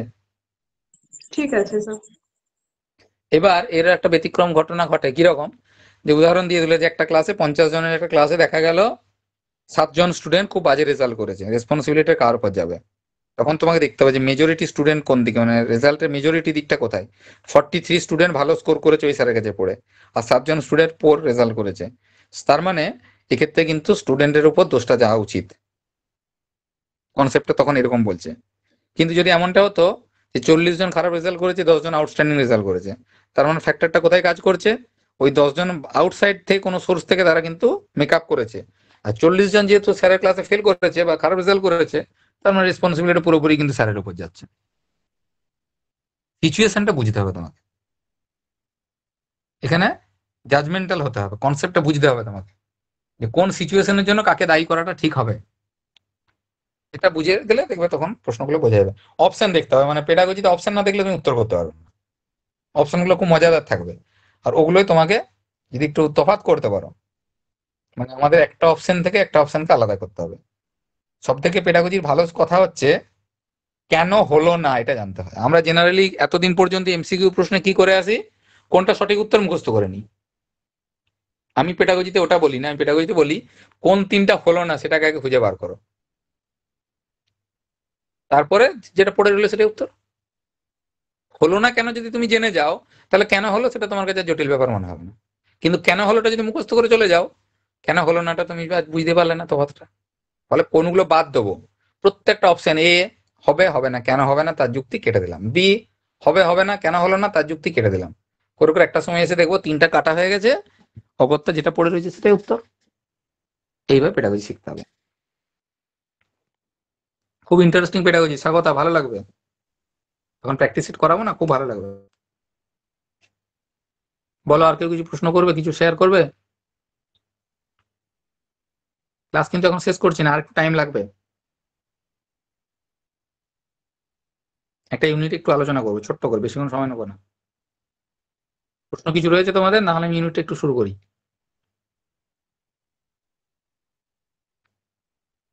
বেশ, শুনবে, যেটা পড়াবো সেটা মন দিয়ে শুনবে, পরের ক্লাসে পড়া ধরবো কিন্তু ওটা থেকেই, ওটার উপরে প্র্যাকটিস করে দেবো।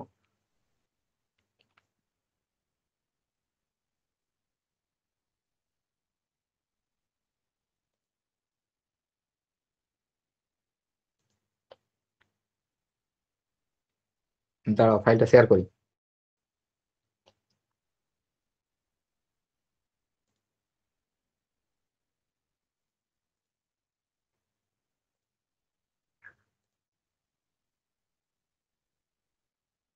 দেখা যাচ্ছে তো স্ক্রিন?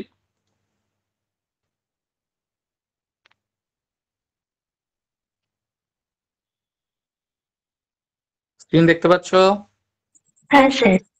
হ্যাঁ বেশ। স্যার।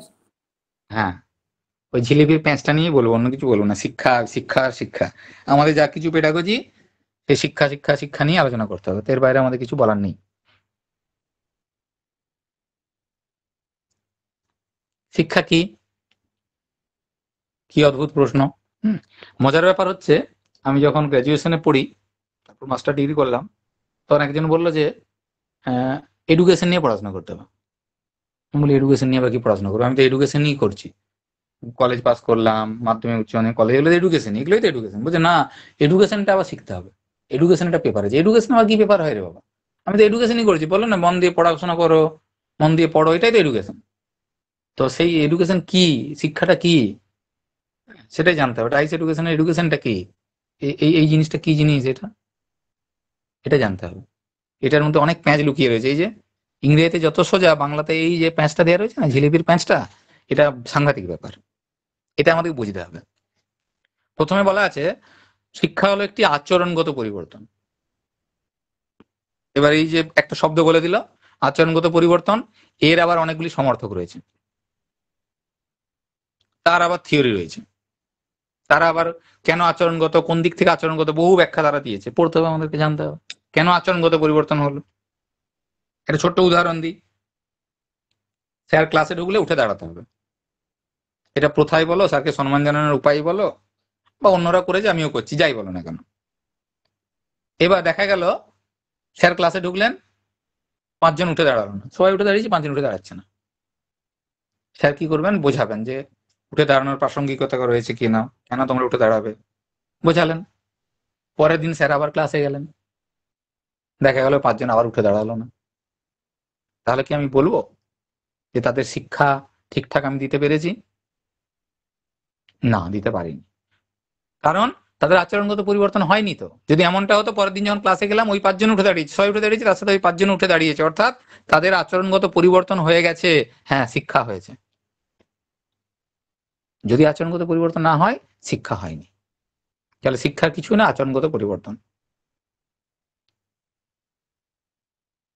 শিক্ষা হলো এমন একটি প্রক্রিয়া যেখানে শেখার সুবিধা, জ্ঞান, দক্ষতা, মান, বিশ্বাস এবং অভ্যাস অর্জন করা যায়। অনেকগুলো কথা বলে দিয়েছে, মাথা খারাপ একদম, আধ ঘন্টা লাগবে এই পয়েন্টটা বোঝাতেই, এত কথা বলে দিয়েছে। প্রত্যেকটা শব্দের বিরাট বিরাট তাৎপর্য পেডাগজির ক্ষেত্রে, শুধু মুখস্থ করে পালিয়ে গেলে হবে না। এই যে বললো আচরণগত পরিবর্তন, এর অভিমুখটা কোন দিকে হবে, প্রশ্ন আছে পরীক্ষাতে। কে পরিবর্তন কার করাবে? আমাদের তো দুটো সজীব উপাদান, একটা হচ্ছে টিচার আর একটা হচ্ছে স্টুডেন্ট। কে কার আচরণগত পরিবর্তন করাবে? শিক্ষা কি?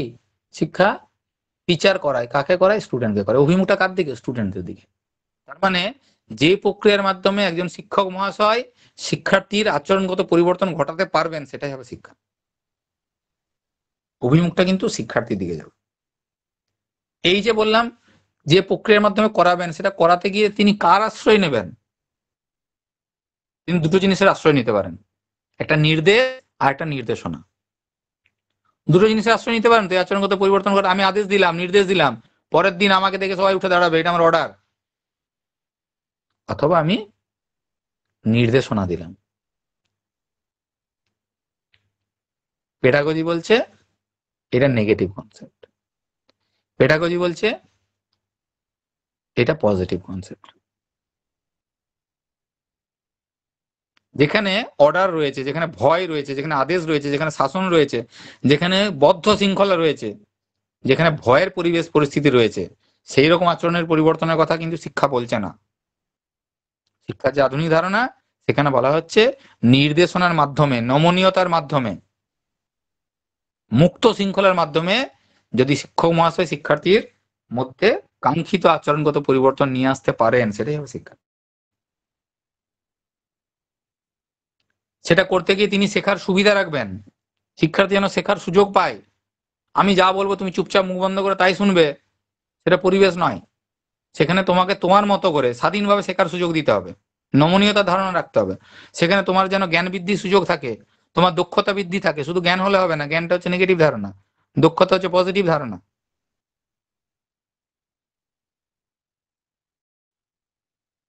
শিক্ষার যে মান, সেই মানটা যেন বিকশিত হয়, তোমার মধ্যে যেন একটা বিশ্বাস জন্মায়, পজিটিভ ধারণা, মান, পজিটিভ ধারণা। অবশ্যই গুড হ্যাবিট তোমাকে অর্জন করতে হবে। অর্জন, বিরাট ইম্পর্টেন্ট শব্দ অর্জন, পজিটিভ শব্দ। যেখানে অর্জন শব্দ পাবে সেটাই উত্তর। মজার ব্যাপার, হ্যাঁ, ইংলিশে বলে অ্যাকুইজিশন। যেখানে অর্জন শব্দ দেখতে পাবে সেটাই উত্তর। কিন্তু পেডাগজির অপশনে যদি অর্জন শব্দ দেখতে পাও, চোখ বন্ধ করে দাগ দিয়ে দাও, ওটাই সঠিক উত্তর। এত ইম্পর্টেন্ট শব্দ, এত ওয়েটেজ ভ্যালু শব্দটা। এগুলো যখন ক্লাস করবে খাতা নিয়ে বসবে, খাতায় নোট করে নেবে। এগুলো স্টাডি মেটেরিয়াল তো আর এইভাবে লিখে লিখে দেওয়া যাবে না, এটা পিপিটিতে লেখা যাবে। খাতা নিয়ে বসবে সবসময়, একটা ছক কাটবে, বাদিকে পজিটিভ শব্দ, ডান দিকে, হ্যাঁ, বাদিকে নেগেটিভ রাখো, ডান দিকে পজিটিভ রাখো। বা হাতটা তো আমরা নেগেটিভই বলি, তাহলে বাদিকটা নেগেটিভ, ডান দিকটা পজিটিভ রাখো, ওয়ার্ডগুলো নোট করো। অর্থাৎ ডান দিকে যে শব্দগুলো থাকবে সেগুলো সব অপশনে থাকলে উত্তর, বাদিকে যেগুলো থাকবে সেগুলো অপশনে থাকলে উত্তর হবে না। যদি প্রশ্ন নেগেটিভ হয় তখন বাদিকের গুলো উত্তর হবে। কারোর মতে শিক্ষা হচ্ছে বৃদ্ধি এবং বিকাশমূলক প্রক্রিয়া। ওই যে বৃদ্ধি বিকাশ পড়তে হবে বললাম। বৃদ্ধি এটা হচ্ছে কোয়ান্টিটেটিভ অ্যাপ্রোচ, পরিমাণগত। বিকাশ কোয়ালিটেটিভ অ্যাপ্রোচ। যা কিছু কোয়ালিটেটিভ সেটাই পজিটিভ, যা কিছু কোয়ান্টিটি সেটা নেগেটিভ। অদ্ভুত অদ্ভুত ব্যাপার পেডাগজিতে। ওই শুধু positive negative, positive negative, positive negative করে করে যেতে হবে। যেখানে গুণগত মানের কথা বলা হয়েছে সেটা সঠিক ধারণা, যেখানে পরিমাণগত বলা হয়েছে সেটা কিন্তু ভালো নয়। অর্থাৎ তুমি 10-এর 9 পেয়েছো, তুমি ব্রিলিয়ান্ট স্টুডেন্ট নয়, তুমি শিখতে পেরেছো কতটা, তোমার গুণগত বিকাশ কতটা হচ্ছে, সেটাই হচ্ছে আসল জিনিস।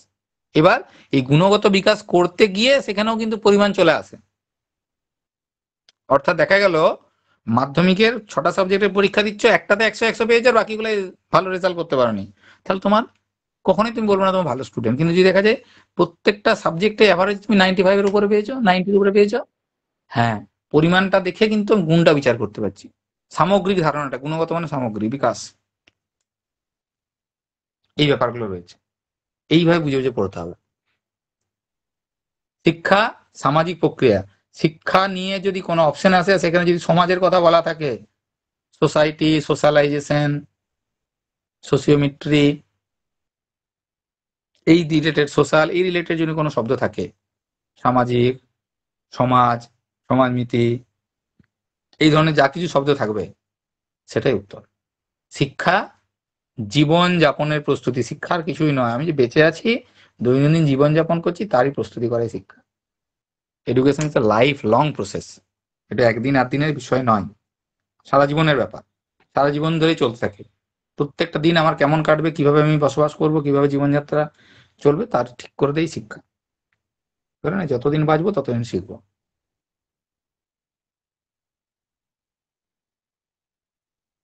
শিক্ষা কোথা থেকে এসেছে, তার ইতিহাস রয়েছে। দেখো, যখন সংস্কৃত থেকে এলো, সংস্কৃত মানে আমাকে ভাবতে হবে সেই গুরুকুল শিক্ষার কথা ভাবো, যেখানে শিক্ষককে শিক্ষক গুরু বলা হচ্ছে, যেখানে শিক্ষক যা বলবেন শিক্ষার্থী তাই শুনবেন, আদেশ। যেখানে ডিসিপ্লিন বিরাট কঠোর ছিল, সারা রাত আলের ধারে শুয়েছিল জল আটকানোর জন্য, বলেছে। আর এখন বললে বললে দেখি আছে কি, নেই, উঠে পালিয়েছে। সকালে এসে বলো, স্যার সারা রাত শুয়েছিলাম, জল আটকাতে পারিনি। তখন না, স্যার বলে দিয়েছে, গুরুদেব আদেশ করেছে। কেন? কারণ অতীতে শিক্ষাটা, তার ব্যাকগ্রাউন্ড হচ্ছে শ্বাস, শ্বাস ধাতু। সংস্কৃতের লোক বুঝতে পারবে, যার অর্থই ছিল শাসন করা, শৃঙ্খলিত করা, নিয়ন্ত্রণ করা। প্রত্যেকটাই টিচার সেন্ট্রিক কথা, প্রতিটাই নেগেটিভ ধারণা এখন বর্তমানের জন্য। অতীতের শিক্ষার যে অতীতের ধারণা, প্রত্যেকটা টিচার সেন্ট্রিক, পেডাগজিতে প্রত্যেকটা নেগেটিভ ধারণা, একটা উত্তরে হবে না। বিদ্যাতু থেকে এলো বিদ্যা, সেটাও সে জ্ঞানমূলক, জ্ঞান বা জানা, সেও জ্ঞানমূলকের মধ্যে আটকে গেছে, সেও সংকীর্ণ ধারণা। অর্থাৎ দুটো ধারণাই কিন্তু সংকীর্ণ। বাংলায় যে দুটো একটা শ্বাসধাতু এবং একটা বিধাতু, দুটো ধারণাই কিন্তু সংকীর্ণ, দুটোই কিন্তু নেগেটিভ কনসেপ্ট। একটাই বলছে জ্ঞান অর্জন করা, অর্থাৎ মুখস্থ বিদ্যা করা, জ্ঞান অর্জন করা। একটাই বলছে আদেশ মেনে নিয়ে, যেখানে শিক্ষক মহাশয় নিয়ন্ত্রণ করবেন। বাংলায় শিক্ষার দুটো ধারণাই কিন্তু নেগেটিভ। দুটো ধারণাই নেগেটিভ এই কারণে, দুটোই টিচার সেন্ট্রিক, দুটোতেই নিয়ন্ত্রণের কথা বলা আছে, কঠোরতার কথা বলা আছে। তুলনামূলকভাবে ইংলিশ ভার্সনটা অনেক ফ্লেক্সিবল। কেন ফ্লেক্সিবল? কারণ এখানে 3টে শব্দের কথা বলা আছে। আমি খুব ডিটেলসে যাচ্ছি না, একটু সংক্ষেপে ধরিয়ে দিচ্ছি, অনেকটা টাইম পেরিয়ে গেছে, রাত হয়েছে, খাবার টাইম হয়ে যাচ্ছে অনেকের। যখন আমাদের পেড ক্লাস শুরু হবে তখন ডিটেলস এগুলো আবার বলবো। 3টে শব্দ দেখতে পাচ্ছি এখানে, এডু কেয়ার, এডু শেয়ার আর এডু কেটাম। দেখো অনেক বেশি ফ্লেক্সিবল। কেন? না, এডু কেয়ার, কেয়ার মানে কি? যত্ন নেয়া, কেয়ার করা। কেয়ার শব্দটা তো ভালো শব্দ, খারাপ নয়, পজিটিভ শব্দ জানি। কার যত্ন নেবো? শিশুর যত্ন নেব, তাকে লালন পালন করব, তার পরিচর্যা করব। কে পরিচর্যা করে? পরিচর্যা শব্দটা কার সাথে জড়িয়ে বলো তো? বাগানের মালির সাথে জড়িয়ে। বাগানের মালি যেমন গাছের চর্চা করে, শিক্ষক মহাশয় হবেন বাগানের মালি। কে বলেছিলেন? পুরনো স্টুডেন্টরা বলো দেখি, মনে আছে কিনা? শিক্ষক মহাশয়কে বাগানের মালির সাথে কে তুলনা করেছিলেন? আর শিশুরা হচ্ছে চারা গাছ। পালিয়েছে, পুরোনো গুলো নেই মনে হচ্ছে কেউ নাকি? জবা, জবা পড়াশোনা করছে না। অর্পিতা আছো, জবা আছো, কেন তোমরা বলতে পারো তো? ভুলে গেছি কতদিন। স্যার, বলো। এটা কি রবীন্দ্রনাথ না ঠাকুর না, বলেছিল কি? এখানে রবীন্দ্রনাথের গল্প নেই। ঠিক আছে, হ্যাঁ ঠিক আছে। চেষ্টা করেছে, চেষ্টা করবে, অবশ্যই চেষ্টা করবে। চেষ্টা করবে, উত্তর ভুল হতে পারে। আমি বললাম না একটু আগে এররের প্রাসঙ্গিকতা রয়েছে শিক্ষণের ক্ষেত্রে। বলো মন্দিরা। রুসো। না, ফ্রয়েবেল। সক্রেটিস। ফ্রয়েবেল।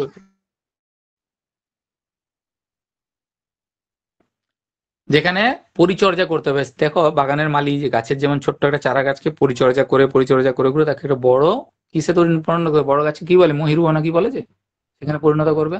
একজন শিক্ষক মহাশয় একটা শিশুকে, চারা গাছের মধ্যে শিশুকেও কিন্তু পরিচর্যা করে, লালন পালন, প্রতিপালন করে। প্রতিপালন শব্দটা ছোট্ট গবাদি পশুর সাথে যায়, তাকেও প্রতিপালন করতে হয়। পরিচর্যা, ছোট্ট চারা গাছ, তাকেও পরিচর্যা করতে হয়। এইভাবে পরিচর্যা করার মাধ্যমে শিশুকে সামাজিক একটা মানুষে পরিণত করতে হবে। সেখানে কিছু লক্ষ্যের কথা বলা হয়েছে, কিছু আদর্শের কথা বলা হয়েছে। সেগুলোকে মাথায় রেখে শিশুকে লালন পালন করা বা পরিচর্যা করা হয় যে প্রক্রিয়ার মাধ্যমে, সেটাই শিক্ষা। পজিটিভ ধারণা পড়েই বুঝতে পারো যেটা পজিটিভ অ্যাপ্রোচ, মুখস্থ করার কোনো প্রয়োজন নেই। এডু শেয়ার, আরো সুন্দর কথা বলা আছে। নিষ্কাশন করবে। আমরা কি নিষ্কাশন করি? খনিজ তেল, মাটির তল থেকে খনিজ তেল নিষ্কাশন করছি, অথবা নির্দেশনা দান করছি। আমি নির্দেশনা শব্দটা আগেই মার্ক করে দিয়েছিলাম। কিন্তু কার ভেতর থেকে কি নিষ্কাশন করব? প্রত্যেকটা শিশুর মধ্যে তো কিছু অন্তর্নিহিত সম্ভাবনা আছে, যেটা সুপ্ত অবস্থায় রয়েছে, সেটাকে নিষ্কাশন করতে হবে, টেনে বের করে নিয়ে আসতে হবে, এবং প্রয়োজনীয় নির্দেশনা দানের মাধ্যমে তার পরিপূর্ণ বিকাশে সহায়তা করতে হবে। এবার পরীক্ষা এমন একটি পেঁচালো প্রশ্ন দেবে, কোনো বইয়ে নাই উত্তর। দেখা গেল যে আধুনিক শ্রেণীকক্ষে একজন শিক্ষক মহাশয়ের দায়িত্ব বা কর্তব্য কি হবে। কোথা থেকে স্যার প্রশ্ন দিয়ে দিয়েছে? কোন ইউনিটের প্রশ্ন বলুন স্যার, খুঁজে পাচ্ছি না স্যার। আর এই এডু শেয়ার থেকে প্রশ্ন দিয়ে দিয়েছে। এখানে বলা আছে যে শিশুর অন্তর্নিহিত সম্ভাবনার পরিপূর্ণ বিকাশ করতে হবে। তোমার কোথাও জিজ্ঞেস করবে না যে এডু শেয়ার শব্দের অর্থ কি, কেউ জিজ্ঞেস করবে না। এডু শেয়ার শব্দটি কোথা থেকে এসেছে, কেউ জিজ্ঞেস করবে না। তোমাকে এই পয়েন্টে তুলে দেবে যে শিশুর অন্তর্নিহিত সম্ভাবনার পরিপূর্ণ বিকাশ সাধন করা। আধুনিক শ্রেণীকক্ষে এগুলো শিক্ষক মহাশয়ের কাজ। আর এডুকেটাম, এডুকেটামটা কি? টিচিং বা শিক্ষাদানের কাজ, যেখানে শিক্ষাদানের মাধ্যমে শিক্ষার্থীকে বিকশিত করার কথা বলা হয়েছে। শিক্ষাদানের মাধ্যমে জ্ঞান অর্জন করার কথা বলা হয়নি। শিক্ষাদানের মাধ্যমে শিক্ষার্থী জ্ঞান লাভ করবে, শিক্ষার্থী নিয়ন্ত্রিত হবে, শিক্ষার্থীকে শাসন করা যাবে, তা কথা বলা হচ্ছে না। কিন্তু এইখানে শিক্ষাদানের ধারণাটা অনেক বেশি ফ্লেক্সিবল। কি বলা হয়েছে? শিক্ষাদানের মাধ্যমে শিক্ষার্থীকে বিকশিত করতে হবে, সেটাই শিক্ষা।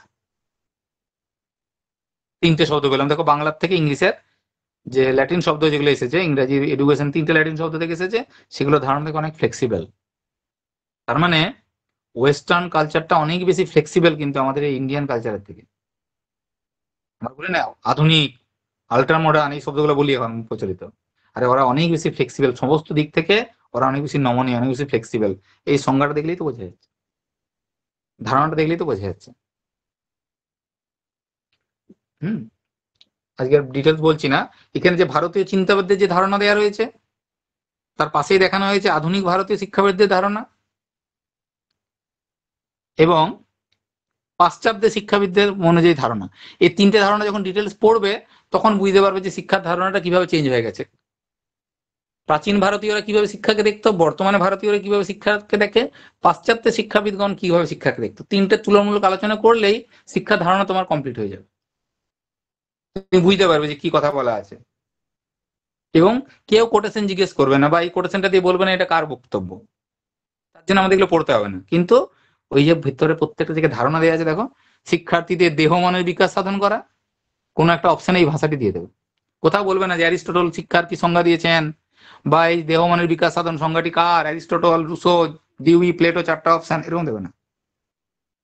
আমাকে জেনে নিতে হবে অ্যারিস্টটলের ধারণাটা অনেক বেশি ফ্লেক্সিবল, পজিটিভ ধারণা।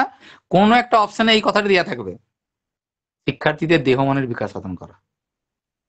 কোথাও বলা থাকবে শিক্ষা হলো শিশুর স্বতঃস্ফূর্ত আত্মবিকাশ, এই ভাষাটি পাবো আমি, এটি কোনো একটা অপশনে তুলে দেবে। তার জন্য আমাকে এগুলো জানতে হবে। ডিউই বলেছেন অভিজ্ঞতার পুনর্গঠন, এইটা তো প্রতিটা বারেই মানে প্রতিটা টেটে এই শব্দটা ব্যবহার করা হয়, অভিজ্ঞতার পুনর্গঠন থাকবেই, এনি অপশন থাকবেই। শিক্ষা হলো অন্তর্নিহিত সুপ্ত সম্ভাবনার উন্মেষ সাধন। এই কোটেশন গুলো আমাদেরকে এই কারণে জানতে হবে, এই ওয়ার্ড গুলো তুলে দেবে একটা করে অপশনে। এগুলো সবগুলো পাশ্চাত্যের যতগুলো আছে সবগুলো পজিটিভ ধারণা।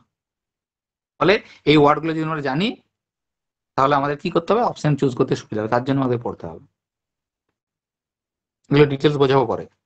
আর জানতে হবে সংকীর্ণ ধারণা মানে নেগেটিভ ধারণা, ব্যাপক অর্থের ধারণা মানে পজিটিভ ধারণা। সেখানে সংকীর্ণ ধারণায় কি বলা হয়েছে, তার বৈশিষ্ট্য কি কি রয়েছে, ব্যাপক ধারণায় কি বলা রয়েছে, তার বৈশিষ্ট্য কি কি রয়েছে।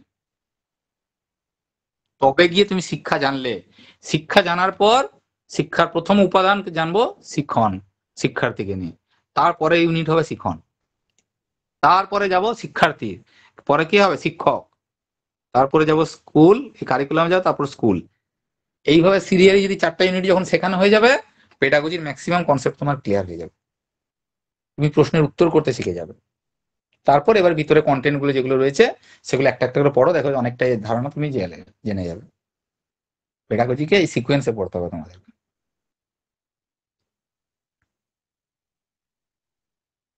বলো, কিছু কথা বলো শুনি। বিরাট জটিল পেডাগজি, যারা নতুন রয়েছে বিরাট জটিল মনে হচ্ছে পায়েল? পেডাগজি কি বিরাট জটিল জিনিস? হবে না, অসম্ভব ব্যাপার। না স্যার, খুব একটা কঠিন না, বুঝতে পারলে হবে। দাঁড়াও, প্র্যাকটিস সেটটা পরের দিন দিই, আবার তুমি বলবে বিরাট জটিল, তোমার মুখ দিয়ে বলা বলাবো, আবার তারপর দিন তুমি বলবে সোজা। কারণ ডাইনামিক ব্যাপার, বুঝতে পারলে বিরাট সোজা, আর যেদিন বুঝতে পারবে না সেদিন বলবে স্যার আর ক্লাস করবো না। কিন্তু খুব ইন্টারেস্টিং।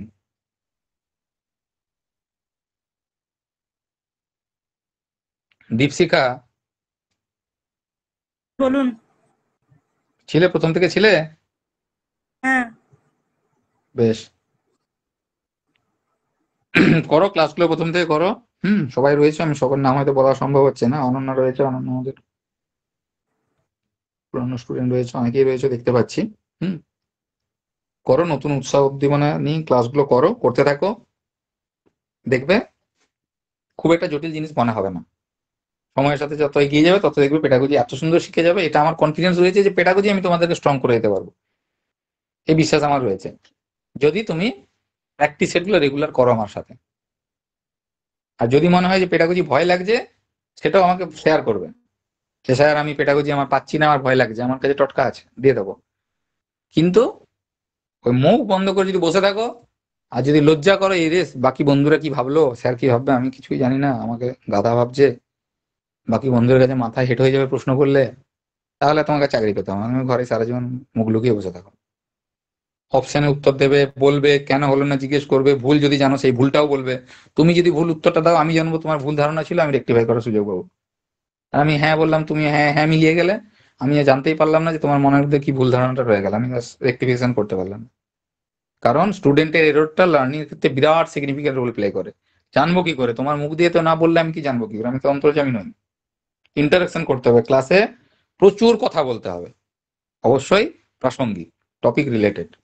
ক্লাসে মুখ বন্ধ করে থাকলে হবে না। এরকম এত এত বোবা ক্লাস আমার হয় না।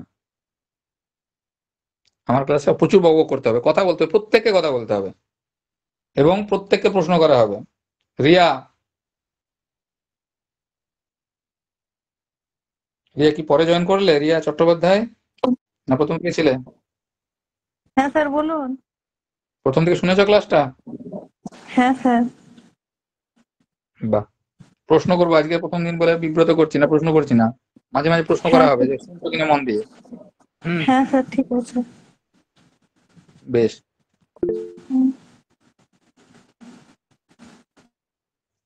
আমরা চেষ্টা করবো এই সপ্তাহে মোটামুটি, দেখি স্যারদের সাথে একটু কথা বলি, যতগুলো সম্ভব হবে আমরা ইন্ট্রোডাক্টরি ক্লাস দিয়ে রাখবো, সামগ্রিক যাতে একটু ধারণা মোটামুটি পাওয়া। যেমন এটা সম্পর্কে আশা করি কিছুটা ধারণা পেলে, যে সিলেবাসটায় কি রয়েছে, হ্যাঁ খানিকটা কিভাবে পড়া উচিত আমাদের, আশা করি কিছুটা ধারণা পেলে এবার যখন ক্লাসগুলো সিস্টেমেটিক শুরু হবে তখন আরো ভালো বোঝা যাবে, সাথে একটা করে প্র্যাকটিস সেট সলভ করানো হবে, জিনিসগুলো আরো ক্লিয়ার হবে।